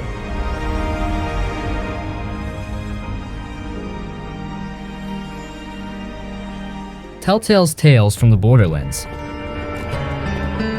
If you love a good laugh mixed with some high-stakes adventure, this game is going to be right up your alley. It's like if Mad Max had a baby with a stand-up comedian, pure chaos and comedy gold. You play as Reese, a corporate stooge with dreams of becoming the next Handsome Jack, and Fiona, a con artist just trying to make a buck in the wild world of Pandora. The story is told from both of their perspectives, and trust me, it's a roller coaster of lies, betrayal, and awkward moments. Imagine trying to impress your crush while tripping over your own feet, but with more explosions. Gameplay-wise, this is classic Telltale. It's all about making choices, quick-time events, and dialogue trees that can branch out into some pretty wild directions. Your decisions matter and will shape the story, so no pressure or anything. The quick-time events keep you on your toes, and the dialogue, well, let's just say you'll be laughing out loud more than once. It's like being part of an interactive comic book with a script that's sharper than Claptrap's tongue. Visually, Tales from the Borderlands nails the Borderlands aesthetic. It's got that comic book cel-shaded style that makes everything pop with color and character. The environments are detailed and filled with all the quirky, dangerous charm you'd expect from Pandora. Plus, the character animations are smooth, making every expression and action come to life. It's like watching a Saturday morning cartoon, but with more bandits and loot. I love the humor, the story, and the memorable characters. So, if you're in the mood for a game that's more about laughs and narrative than grinding and gunning, Tales from the Borderlands is a must-play. It's got a hilarious story, great characters, and enough twists and turns to keep you hooked from start to finish.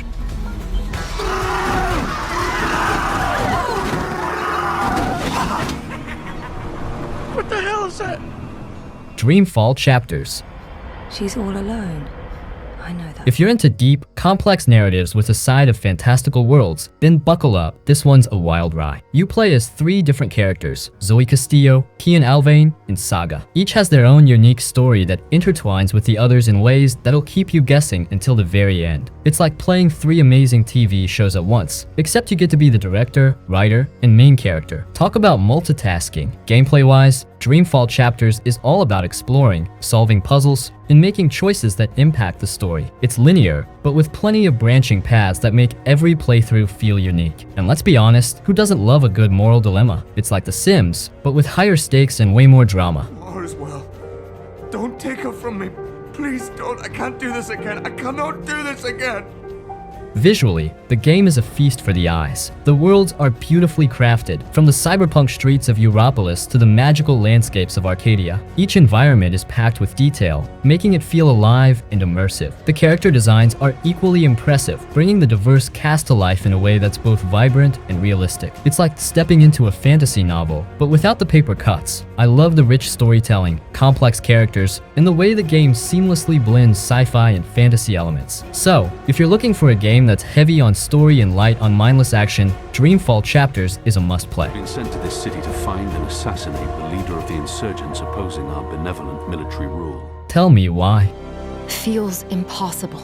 If you're into narrative-driven games that pack an emotional punch, this one's definitely for you. And no, it's not a Backstreet Boys song, but it'll have you feeling all the feels just the same. You play as twins Tyler and Allison, who reunite after years apart to unravel the mysteries of their troubled past. It's like playing detective in your own family drama, but without the awkward Thanksgiving dinners. The game's linear, so you can focus on the story without getting sidetracked by side quests, perfect for those of us with the attention span of a goldfish. You're my brother. Gameplay-wise, it's all about exploring, making choices, and experiencing the story. The twins have a unique bond that lets them communicate telepathically, which adds a cool twist to solving puzzles and making decisions. Plus, you get to switch between playing as Tyler and Allison, so it's like getting two perspectives for the price of one. And let's be real, who doesn't love a good twin telepathy moment? We see or hear something really emotional. Visually, Tell Me Why looks awesome. The art style is just soothing. The Alaskan setting is beautifully rendered, making you want to book a trip to the Great White North, minus the family secrets, of course. It's like watching a really good indie film, but you get to call the shots. The way the game handles sensitive topics with care and authenticity is truly commendable. It's like a masterclass in storytelling. So, if you're in the mood for a game that's more about heart than high scores, Tell Me Why is a must-play. It's got a gripping story, gorgeous visuals, and characters that'll stay with you long after the credits roll. I can't do this. Stop! Beyond Two Souls. Alright, let's dive into Beyond Two Souls. If you're into games that feel more like interactive movies, then buckle up, because this one's got a story that'll grab you by the feels and not let go. You play as Jodie Holmes, a girl with a mysterious connection to a supernatural entity named Aiden. The game jumps back and forth through different periods of Jodie's life, and let me tell you, it's a wild ride. From her childhood to adulthood, you get to see how she grows and deals with her unique abilities. It's like watching a gripping TV series, but you get to make the decisions. Imagine being able to yell at the characters in a horror movie to not open that door, and they actually listen. Gameplay-wise, it's all about choices and consequences. Every decision you make impacts the story, and there are multiple endings based on what you do. The action sequences are intense, and the emotional moments hit hard. I remember one scene where Jodie is just trying to find a bit of normalcy in her life, and it really got to me. It's these personal, relatable moments that make the game stand out. Plus, there's something deeply satisfying about using Aiden to mess with people. A little harmless payback for all those times you couldn't stand up to your boss in real life. Visually, Beyond Two Souls is stunning. The characters, especially Jodie and other major characters, look incredibly lifelike. The environments are detailed and varied, taking you from snowy landscapes to bustling cities. The graphics make the whole experience feel even more immersive. So, if you're looking for a game that's more about story and emotion than action, Beyond Two Souls is a must-play on both PC and PlayStation. It's got a unique narrative structure, stunning visuals, and moments that'll stay with you long after you've put down the controller. Trust me, this is one emotional roller coaster you don't want to miss. And hey, if nothing else, you can finally live out your fantasy of having a ghostly sidekick. Just try not to scare your neighbors too much. You need to... The Sinking City. If you're a fan of detective stories with a Lovecraftian twist, then you're in for a treat. This game is like Sherlock Holmes meets Cthulhu, mysterious, eerie, and just the right amount of weird. You play as Charles Reed, a private investigator who's seen better days. He arrives in the city of Oakmont, which is, well, sinking. And not just literally, the place is drowning in madness and supernatural shenanigans. Your job is to figure out what's going on and why you're having all these crazy visions. Gameplay-wise, The Sinking City is a mix of detective work, exploration, and combat. You'll spend a lot of time looking for clues, interrogating suspects, and piecing together what's happening. It's like putting together a jigsaw puzzle, but with more tentacles and ancient curses. And just when you think you've got it all figured out, the game throws another curveball your way. Keeps you on your toes, like a caffeine-fueled night of binge-watching mystery shows. Warning, no second chances. Visually, the game nails the eerie, unsettling atmosphere. Oakmont is a city that looks like it's been through the ringer. Flooded streets, creepy old buildings, and lots of fog. The character models and animations are solid, and the monsters? They're straight out of your worst nightmares, in the best way possible. It's like walking through a haunted house, but you're the detective trying to make sense of it all. Those who love a good mystery and don't mind a slower pace rave about the game's story and atmosphere. The detective mechanics are engaging, and the Lovecraftian elements add a unique flavor that sets it apart from other games. Though I wish the combat was a bit tighter, but hey, you can't have everything. So, if you're in the mood for a game that's more about unraveling a spooky mystery than blasting through hordes of enemies, The Sinking City is a must-play. It's got a captivating story, a creepy atmosphere, and enough twists to keep you guessing until the end. Just don't forget to keep an eye out for things that go bump in the night. Trust me, Oakmont is full of surprises.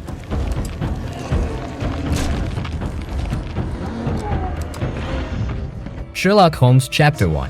After being cooped up on that boat, I am... Alright, let's crack the case with Sherlock Holmes. If you've ever dreamed of being the world's greatest detective, minus the deerstalker hat, or with it, no judgment, then this game is going to be right up your alley. You step into the shoes of a young Sherlock Holmes, back when he was just starting to make a name for himself. He's not quite the polished sleuth we all know and love yet, but he's getting there. The story kicks off with Sherlock returning to his Mediterranean home to investigate his mother's death. It's a mix of personal drama and classic whodunit, and trust me, it's a gripping ride from start to finish. Gameplay-wise, it's all about investigating, solving puzzles, and making those famous deductions. You'll explore an open-world city, talking to witnesses, gathering clues, and piecing together what happened. The game gives you a lot of freedom to approach cases in different ways, so put on your thinking cap and get ready to do some serious sleuthing. And let's not forget the occasional brawl. Sherlock can throw down when he needs to, and it's surprisingly fun. Visually, Sherlock Holmes Chapter 1 is stunning. The Mediterranean setting is vibrant and detailed, from sun-drenched streets to shadowy alleys. I love the rich storytelling and deep detective mechanics. The character development is particularly praised, giving us a fresh take on a younger, less experienced Sherlock. Though the open world can feel a bit empty at times, but the engaging cases more than make up for it.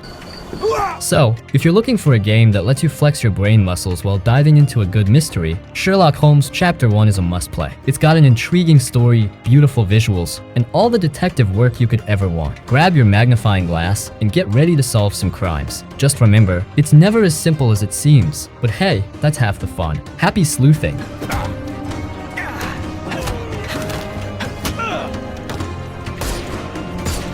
Siberia: The World Before.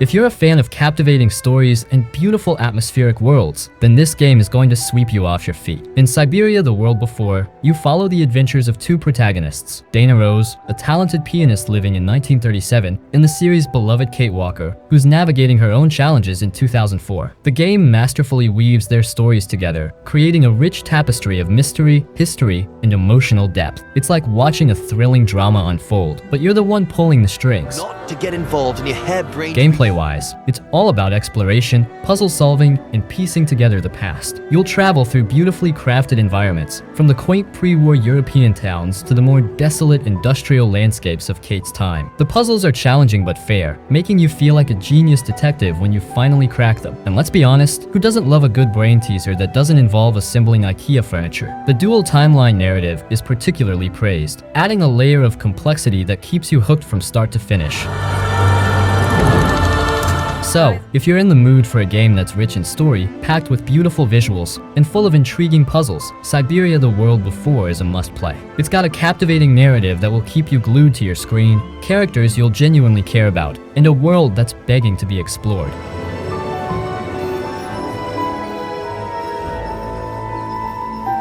Underground Blossom.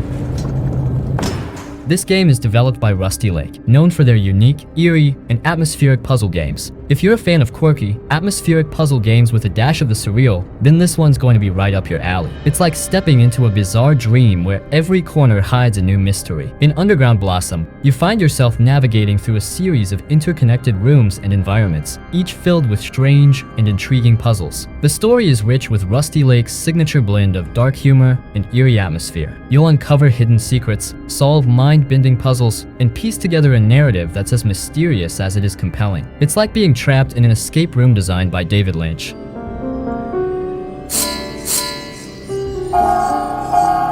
Gameplay-wise, it's all about exploration and puzzle solving. Each room you enter presents a new challenge, requiring you to think outside the box and use your keen observational skills. The puzzles are cleverly designed, making you feel both challenged and rewarded as you progress. And trust me, nothing beats the satisfaction of solving a particularly tricky puzzle after staring at it for what feels like forever. Visually, Underground Blossom is a treat. The art style is distinct and atmospheric, capturing the surreal and slightly unsettling vibe that Rusty Lake is known for. The environments are richly detailed, drawing you into the game's strange world and keeping you hooked from one puzzle to the next. It's like wandering through a beautifully crafted nightmare, but in the best way possible. So overall, it was an absolutely incredible game. I love Rusty Lake games so much, and I'm thrilled every time a new one comes out. They're works of art, everything about them. The artwork, the sound production, the music, the eerie voice work, truly spectacular. There's so much story packed into this game. Absolutely beautiful. So, if you're in the mood for a puzzle game that's equal parts strange and captivating, Underground Blossom is a must-play. It's got an intriguing story, beautiful visuals, and puzzles that will keep you hooked from start to finish. Grab your controller, dive into the surreal world of Rusty Lake, and get ready for a journey that's as bizarre as it is rewarding. Trust me, this is one puzzle game you won't forget anytime soon.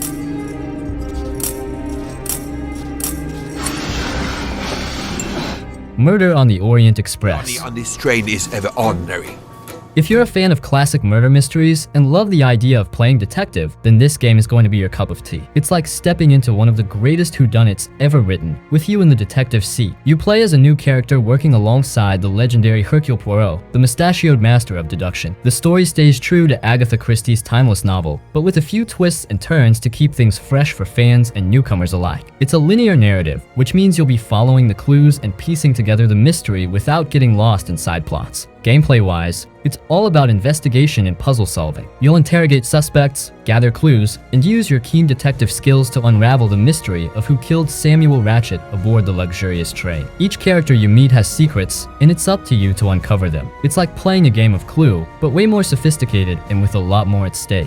The wallet is somewhat warm. It contains... Visually, the game does a fantastic job of bringing the opulence of the Orient Express to life. The train is beautifully detailed, with rich interiors that make you feel like you're really aboard a 1930s luxury liner. And honestly, this game is one of the better offerings for microids. I thoroughly enjoyed the puzzles. The setting of the game is visually pleasing, graphics is fantastic, voice acting is very well performed. Overall, I recommend this game to any detective point and click-style game lover. So, if you're in the mood for a classic whodunit with a modern twist, Agatha Christie, Murder on the Orient Express is a must-play. It's got a gripping story, stunning visuals, and enough puzzles to keep your little gray cells working overtime.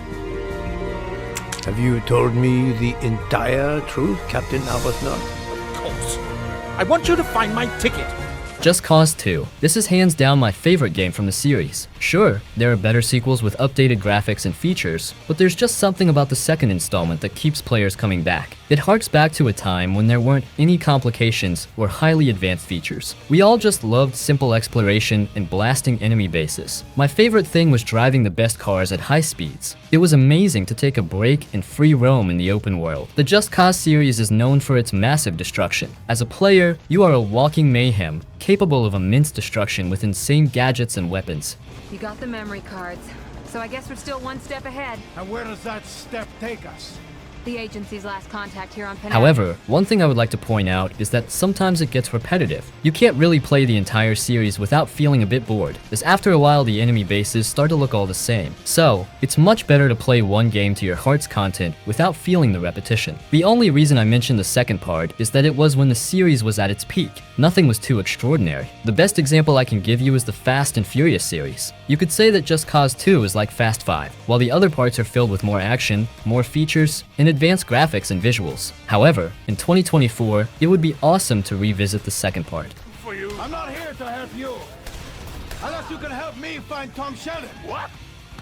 I thought it was with you. If you are highly interested in the series, definitely go with the best looking title, which is, in my opinion, Just Cause 3. Nevertheless, I just want to give more love to the OG installment because I have so many great memories with it. I was skipping classes just to play this game. It was such a great feeling to put on music, drive super fast cars, or destroy enemy bases. From you, Jade Tan, here's girl, right? Huh. You must be Spooks. Spooks. Prototype 2. To be honest, I actually prefer the original Prototype. No matter what, I always love to talk about the original, but I have already mentioned it in several other videos. So, just for now, let's look at some of the plus points of the sequel. Also, if you ever decide to play the series, make sure to start with the original. It's hands down the best one. The sequel works on the original's concept and makes some new changes. For me, the biggest reason I prefer the OG is because the creators added a different character in the second part. I won't spoil anything, but there's a major role for the original protagonist Alex Mercer in the sequel, which is not the ending I was hoping for.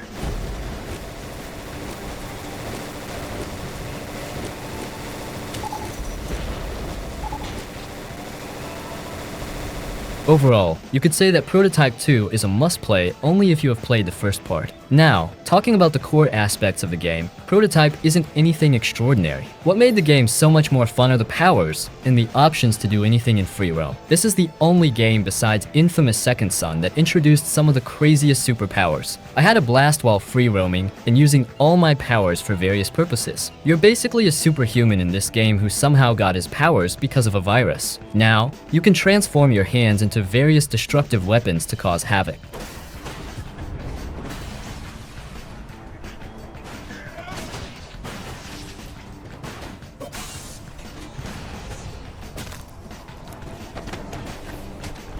Prototype 2 brings closure to the main storyline, and as much as I want another sequel, it just wouldn't feel right. The main story is sort of ended. So, if the creators make a third part, they must add a new main character or create a spin-off. The Prototype series is one of the most underrated gems out there that not many players have tried.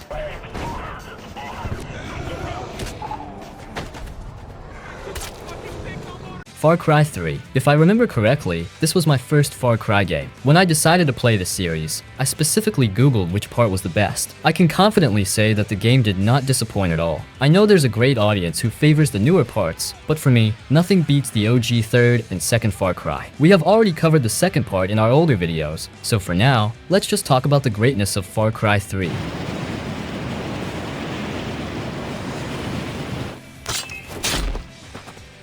To be honest, not everyone is going to like this game. It's one of those games that you must complete to fully appreciate the developer's hard work. In 2024, we have plenty of games with better graphics and outstanding features, so it's not easy to play such an old game. However, despite all this, I just want to say that you will never be disappointed after finishing the main story. Seeing how the main character evolves throughout the story is one of the most amazing aspects of the game.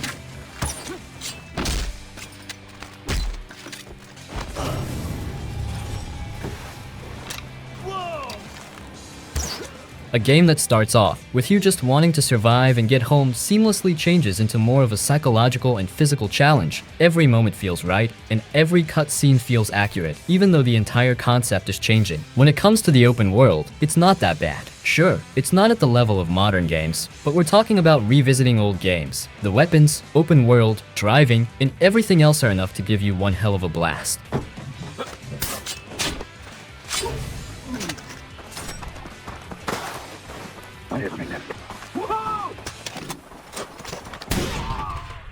Watch Dogs. Now I know it had many problems at launch and it disappointed us gamers, but in 2024 the game is a masterpiece. There are so many great things I can say about this game. It's almost a crime not to play the original Watch Dogs. I don't care what anyone says, but we can all agree that the series had massive potential. Also, I'll settle the debate about which one's the best. It's definitely the original Watch Dogs. The sequel is surely better in terms of advanced features, updated graphics, and visuals. However, the original Watch Dogs has that sense of nostalgia and originality.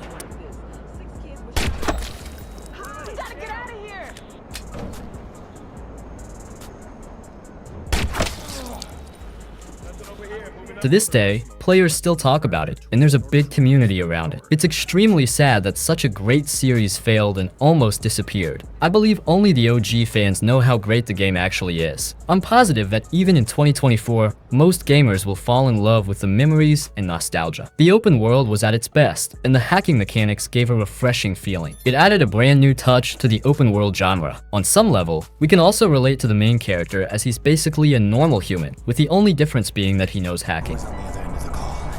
Give me a name. They never gave me a name! I'll tell you a name. Lena Pierce.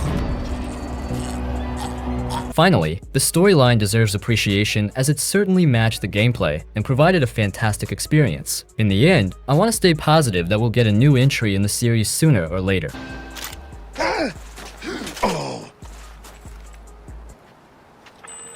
Red Dead Redemption 1. Now every one of you must have played Red Dead Redemption 2, which is the greatest game of all time, but RDR 1 also deserves more attention. The main reason you should play this game is to continue the storyline. Despite its lower end visuals and graphics, it's an awesome experience to bring closure to John's story.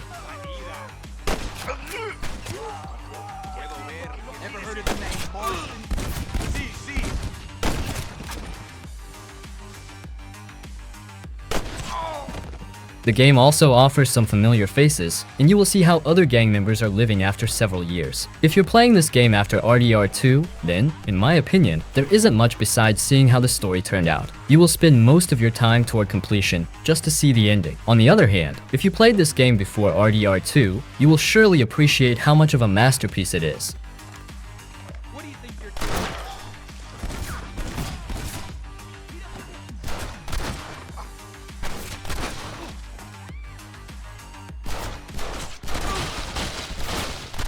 Metal Gear Rising. It's awesome that we are talking about this game once again. I'm such a huge fan of Metal Gear Rising and will always be grateful for finding it. To this day, the game holds its own against major fast-paced hack-and-slash games. One of the key features is the soundtrack. I can't even begin to describe the feelings I had while running around and killing enemies with a banger soundtrack in the background. The music just enhances the overall experience and makes you feel like the ultimate ninja.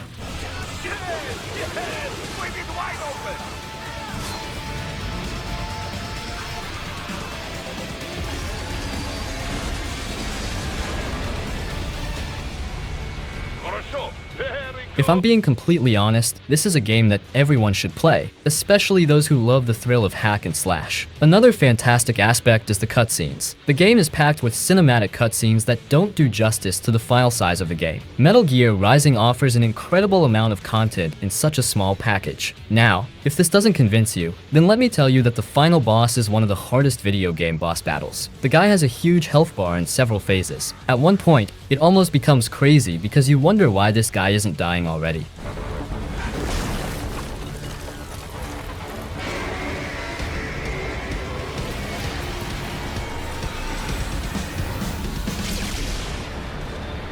The developers did a great job with every moment in cutscene. I'm sure you will never get bored or feel the urge to quit. So, if you're looking for a quick banger and just want to slash some enemies, Metal Gear Rising will be your prime pick to revisit in 2024.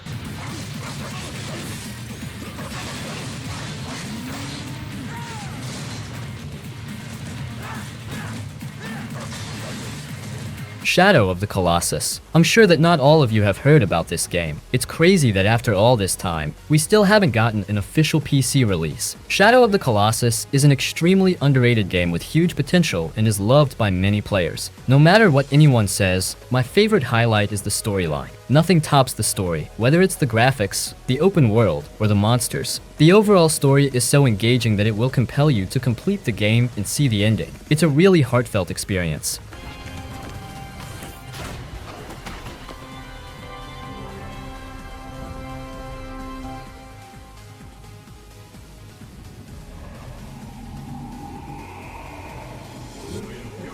To To put it briefly, as a player, your main goal is to hunt down the creatures known as Colossi. So, you are basically spending time looking for these gigantic monsters in a vast open world, which is kind of empty. I mean, it's not your usual Red Dead or Witcher open world. Instead, the game drops you into a somewhat barren open world where there's just land and rocks, with the task of hunting monsters. However, it's not as bad as it sounds. You will be thrilled after realizing how impressive the game actually is, and how it captivates you with its engaging features.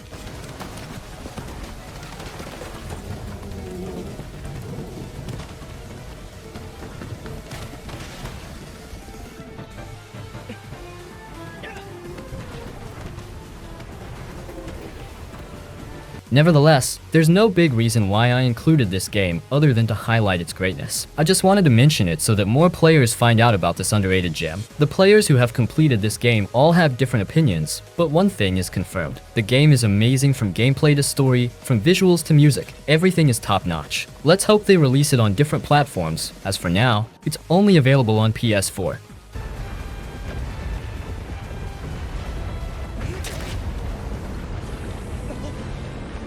Remnant Series.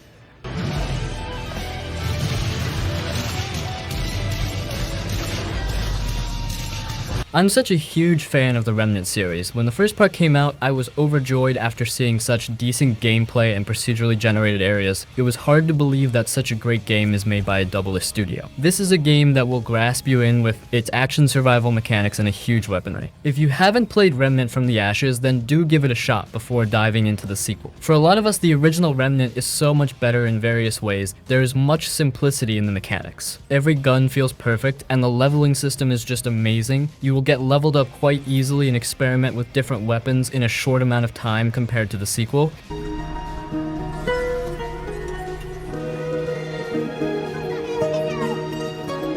Remnant from the Ashes has a lot of cool boss fights, better world design, and the mons are more interesting. Now, I'm not criticizing anything, but the original feels a lot better. Surely most of the time sequel means that everything is going to be better, but it doesn't happen in every game. Remnant 2 have a lot of drawbacks. However, the game is still a must-play if you're looking for some more Remnant stuff and have completed the original. In my opinion, that's the only reason you should give the sequel a try. The original tests your limits and give you a hardcore experience, whereas in the sequel, you will be dying many times by just falling off the cliff rather than being tested in fights. Nevertheless, both games are perfect in their own way, and it's always nice to see such banger games made in a smaller budget.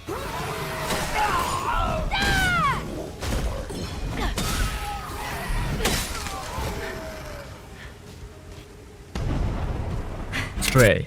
Stray has got to be the most indifferent controversial pick. You could say that there's two types of audience, with the first one being who appreciate the new in-game concept of this game, whereas the second type who totally dislikes and calls the game boring or slow-paced. Low-key, I belong to the second type, but then my opinions changed after spending a few hours into this game. Stray is one of those experiences that will hook you in with its weirdly satisfying concept. You will find it amazing to navigate the journey of a cat and seeing the struggles.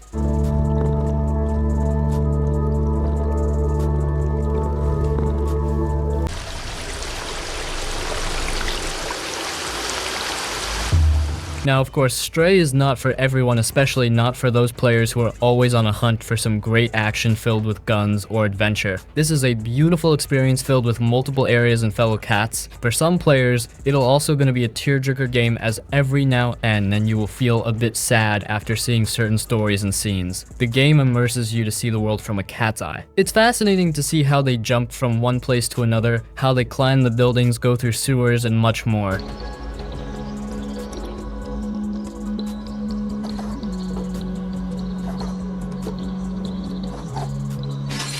Overall, Stay is a perfectly paced adventure that is all about seeing the different environments and getting to know about various stories. The developers did a fine work creating such detailed game with immersive environments. Also, it was such a nice addition to include other fellow cats. You will enjoy various moments of other cats irrespective of the main character. Now, obviously it's no doubt that cat lovers will surely find this game amazing. They can somewhat experience what it's like to be a cat.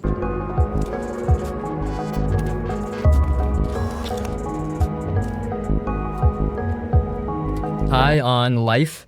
Have you ever played with a talking gun? Yep, you heard it right. You have your very own talking weapon. High on Life is a really weird but engaging game that throws in a weird alien world. I mean, I can't describe the world in a perfect way, but it's surely interesting. The opening sequence is great, and the game hooks you in from the start. This might be weird, but I can only think of Ratchet and Clank while playing this game. High on Life is humor and jokes game, where everything feels fun and less serious. Oh shit, here we go. We're gonna have to kill some of these torque foot soldiers to prove ourselves around here. These people think we're weak. Not on my watch. What are you, some kind of... There is no major stuff about saving the world or killing the final boss. It's a rather weirdly satisfying fun game that will make you feel like a kid again. I totally loved the level's interior and exterior details, mechanics, and talking gun. Honestly, this is a prime example of how games should be. If you're in a mood for something similar to Ratchet and Clank or Hi-Fi Rush, then look no further, as High on Life is the best game you could ever ask for.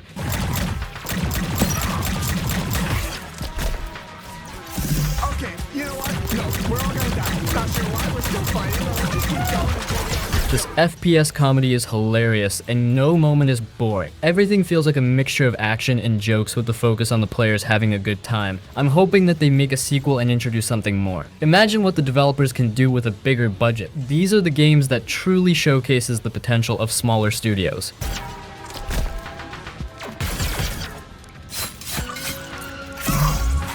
Okay, I'm not sure what came over me there. I think I got caught up in the moment or something, but hey, good work. Ghost Runner 2.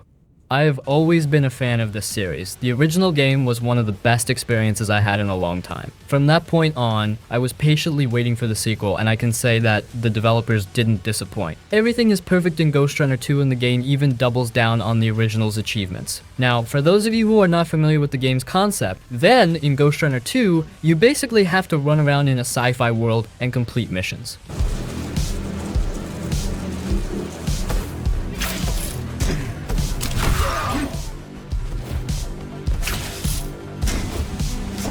The entire game is in first-person mode, and your main goal is to move forward with the help of gadgets or environmental stuff forward. As easy as it sounds, trust me, the game is quite hard. You could say it's somewhat on the same level as Souls games. Enemy AI is highly advanced and will kill you in one shot. Despite all this, there are some major highlights that makes the gameplay engaging and enhanced. The first one is my favorite fast-paced hack N/action. It's such a nice feeling to slash through enemies while jumping from platforms or heights.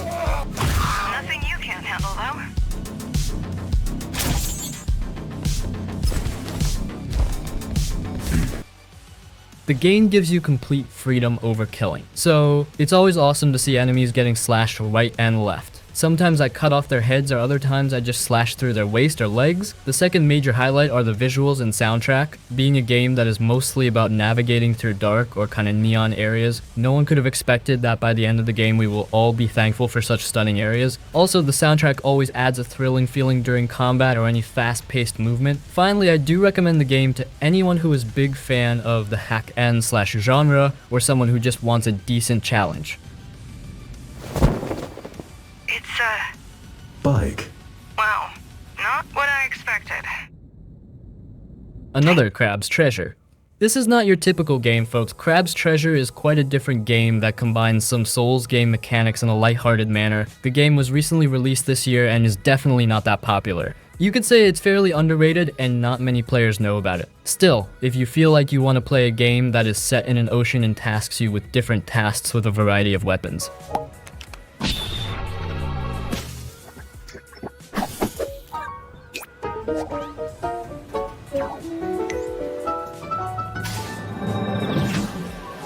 Now, the most amazing thing about this game are the weapons. Crab's Treasure gives you a similar feeling to Dark Souls, but instead of swords or spears, you will get buckets and fork. The entire game is sort of like your usual third-person Souls game where you will explore and defeat powerful enemies. The gameplay is challenging but rewarding, exploration is fun, and finding new items is the best feature. Another Crab's Treasure is a Souls-like experience set in underwater.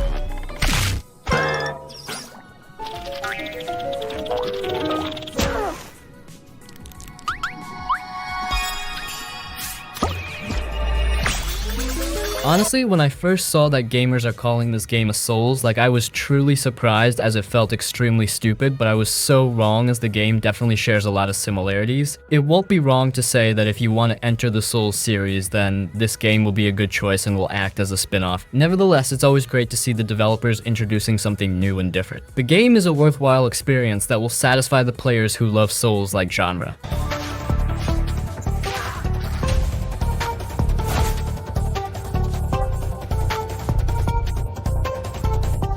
Outer Wilds. This is not what you think. If you are someone who thinks that Outer Wilds is boring, then my friend, you're clearly wrong. Sure, the game is kind of slow and an indie experience, but it still has great potential. Just like a few other games on this list, you will need to spend a few hours into this game before it starts to show why it's so awesome. Outer Wilds is a fairly underrated game, even in 2024. What makes the game so impressive is its structure. At first, the game gives nostalgic memories of No Man's Sky, but trust me, it's quite different.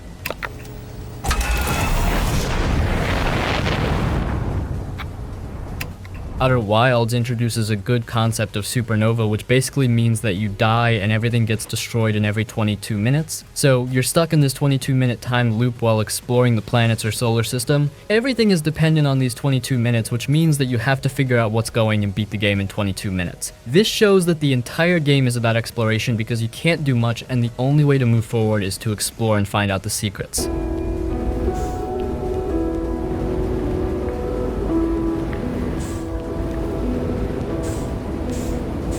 Low-key, it also reminds me of a few time loop movies. Anyways, the concept is pretty much simple that you have to several new things and die over and over to finally get to know about the supernova. It's a trial and error game. The developers made the game's world highly engaging and filled with diverse environments or aliens. Every moment or exploration feels rewarding.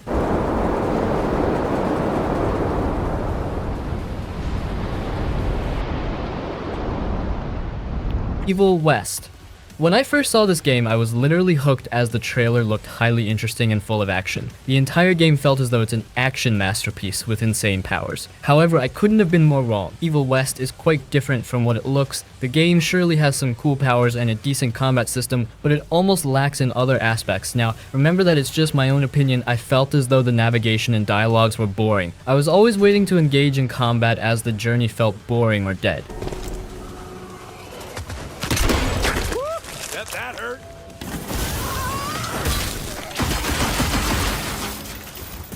Not gonna lie, the story is quite normal. I mean, it's not at the level of some other famous games or make you fall in love it, rather it serves as a perfect base for the gameplay. But still, it's an amazing AA experience. The enemy difficulty in Evil West is carefully adjusted to provide a challenging yet fair gameplay experience. Players will face off against a wide range of enemies, from hordes of zombie monsters to powerful bosses with unique skills. The game is set in a world which is a mixture of Red Dead and God of War. It throws into various locations ranging from deserts to wilderness, caves to mansions, and more. Every area feels good in its own way. I just wish that there could have been more variations. If a sequel releases in the future, then I do hope that the developers perfect everything and make it as a full-blown title with intense combat, deep storyline, engaging dialogues, and interesting areas.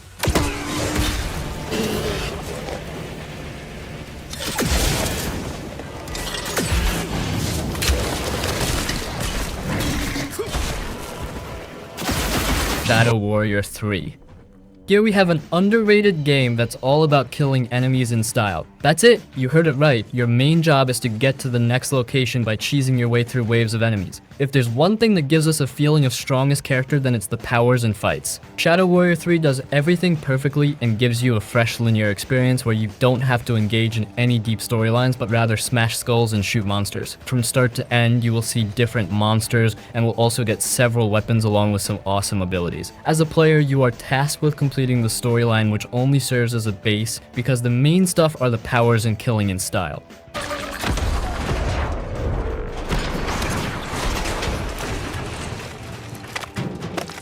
Now, there are two major highlights of this game. The first one is the banger soundtracks in the background. The game enhances the overall feeling of killing enemies by playing a killer soundtrack in the background. It's so good to slash through various enemies on the beat of soundtrack. The second best highlight is the cool weapons and powers. Shadow Warrior 3 offers many different weapons such as swords, blades, guns, which you can use to kill monsters in style. All these weapons have different movesets, which makes the game engaging as you're not bound by just one single arm. You can choose whatever suits your taste. Along with the weapons, there are some cool magical powers which are extremely helpful in the playthrough.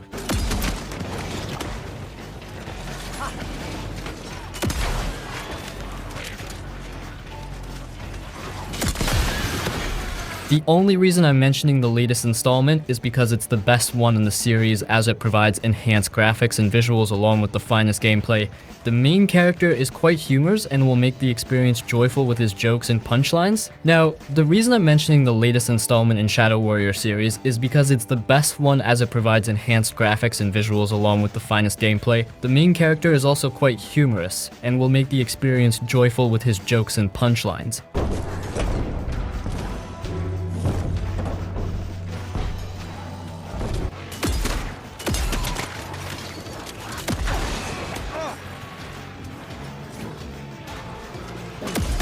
Infamous Second Son.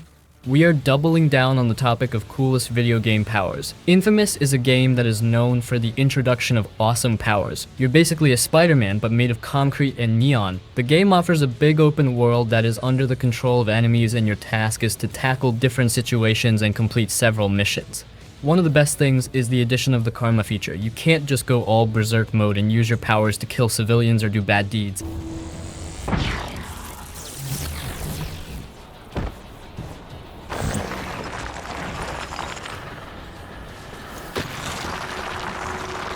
The game judges you for your work and will have counter effects depending on your choices. Your decisions will change cutscenes, some missions or mechanics. Not gonna lie, it's kind of sad, as I really wanted to use those cool powers to have fun with the NPC, just like in GTA or Prototype, but hey, it's alright. Anyways, Infamous is a game that you only need to play if you love parkour and free running, combining with some of the coolest powers in video game history.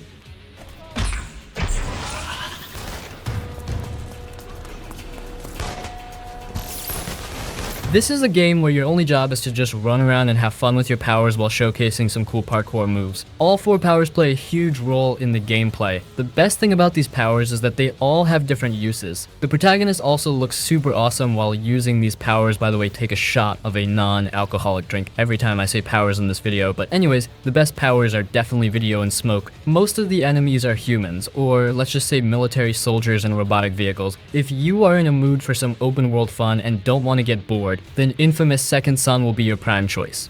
You can just sit back and enjoy cruising through the open world.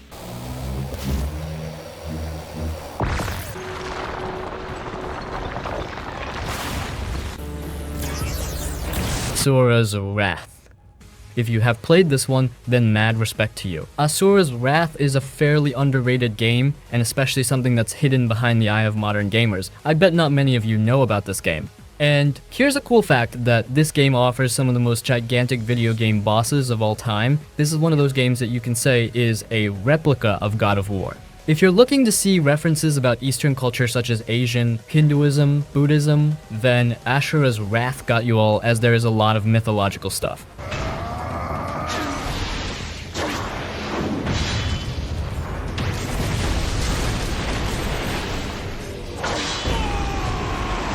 Overall, it's got a great storyline and perfect visuals. The game almost feels like a movie with a classical soundtrack. Honestly, I'm not sure if most of you will like this game as it's quite old, but if you can adjust and see the ending, then I'm sure you'll be more than happy and consider this game as one of the finest experience.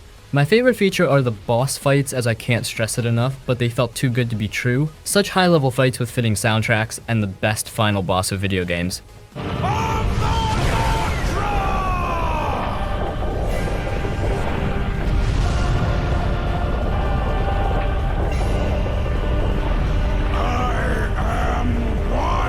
Low-key, I would also really recommend playing the DLC, as it's got something amazing and highly related to the Street Fighter games. I won't spoil anything, but if you're a fan of Street Fighter games, then you must try out the DLC. Nevertheless, I just want to say that you guys should play this game solely because of the storyline, art design, visuals, and voice acting.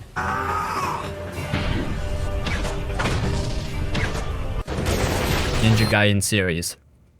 Whenever you hear the word ninja, it's almost clear that the game is going to be amazing. There's no doubt that the feeling of playing as a ninja is all-time best. Using different weapons such as shurikens, kunais, smoke bombs is just crazy, and when you combine all this with the stealth mechanics, then the results are almost a masterpiece. And well, in this video, we are specifically talking about becoming an unstoppable fighter.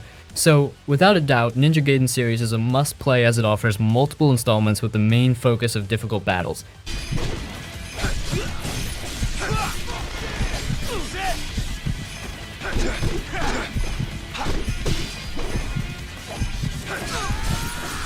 Now, we are not going to go about which one's the best, as every player have their own preferences.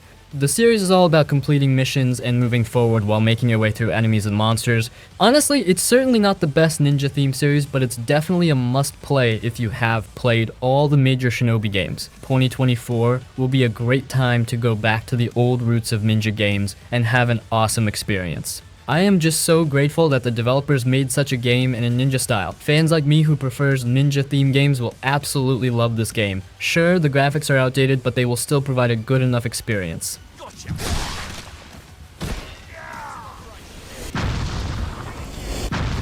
Also, the newest game in the series has standard graphics and visuals with a touch of improved gameplay mechanics, so even if you don't like the older games, you still have an option to start playing the recent part. Nevertheless, Ninja Gaiden will serve as a wonderful experience full of sci-fi RPG, monsters, and much more, so there's no reason to sleep on it. Get your copy and start playing the game.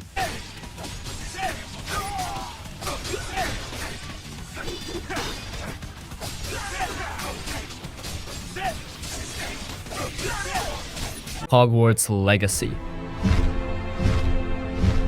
Alright, let's dive into Hogwarts Legacy. This game is a dream come true for Harry Potter fans. You get to explore the magical world of Hogwarts School of Witchcraft and Wizardry as a student, and it's set in the 1800s, long before Harry Potter's time. You start by creating your own character and getting sorted into one of the 4 Hogwarts houses. The story revolves around your character discovering ancient magic and uncovering hidden secrets about the wizarding world. Along the way, you attend classes, learn spells, brew potions, and make friends and enemies. The game does an amazing job of bringing Hogwarts to life. The castle is huge and full of hidden passages, magical creatures, and detailed rooms. You can explore famous places like the Great Hall, the Forbidden Forest, and Hogsmeade Village. The attention to detail makes the world feel real and immersive. The gameplay is a mix of adventure, magic, and exploration. You'll face challenges that require you to use your spells, creatively solve puzzles, and battle dark creatures. The combat system is fun and lets you use a variety of spells to defeat enemies. One of the best parts is the sense of being a student at Hogwarts. You attend classes like Defense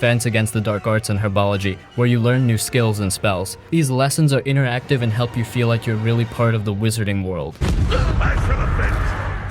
Hogwarts Legacy also has a great story with interesting characters and choices that affect how the game unfolds. Your decisions can lead to different outcomes, making each playthrough unique. If you've ever wanted to live out your own magical adventure at Hogwarts, this game is perfect for you. Hogwarts Legacy offers a rich and immersive experience that captures the magic of the Harry Potter universe. It's a game you'll never regret buying, whether you're a longtime fan or new to the wizarding world.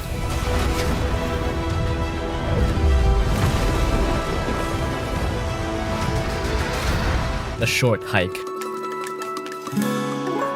Alright, let's talk about A Short Hike. This game is a charming and relaxing adventure that offers a delightful break from the usual high-stakes gaming experience. You play as Claire, a young bird visiting a small island to spend time with her Aunt May. Your main goal is to reach the summit of Hawk Peak to get a phone signal. The story is simple but heartwarming. As Claire, you explore the island, meet quirky characters, and complete small tasks. Each character has their own little story, adding to the charm and richness of the game. The conversations are lighthearted and often funny, making your journey feel cozy and enjoyable. The island is beautifully designed with a colorful pixel art style. It's full of hidden treasures, scenic spots, and fun activities. You can swim, glide, climb, and fish, turning every corner into a new adventure. The music is soothing, perfectly complementing the relaxing vibe of the game. What makes A Short Hike special is its sense of exploration and freedom. There's no rush to reach your goal. You can take your time to enjoy the sights, help other characters, and collect feathers that help you climb higher and glide longer. The island feels alive and inviting, encouraging you to explore every nook and cranny. Even though the game is short, it's packed with charm and little surprises. Each playthrough can be different depending on how you choose to explore and interact with the island's inhabitants. The journey to the top of Hawk Peak is more about the experiences and memories you create along the way. A Short Hike is a game you'll never regret buying because it's a delightful escape into a peaceful world. It's perfect for when you want to relax and enjoy a simple, yet beautiful adventure. If you love games that offer exploration, charming stories, and a laid-back atmosphere, A Short Hike is a gem you won't want to miss.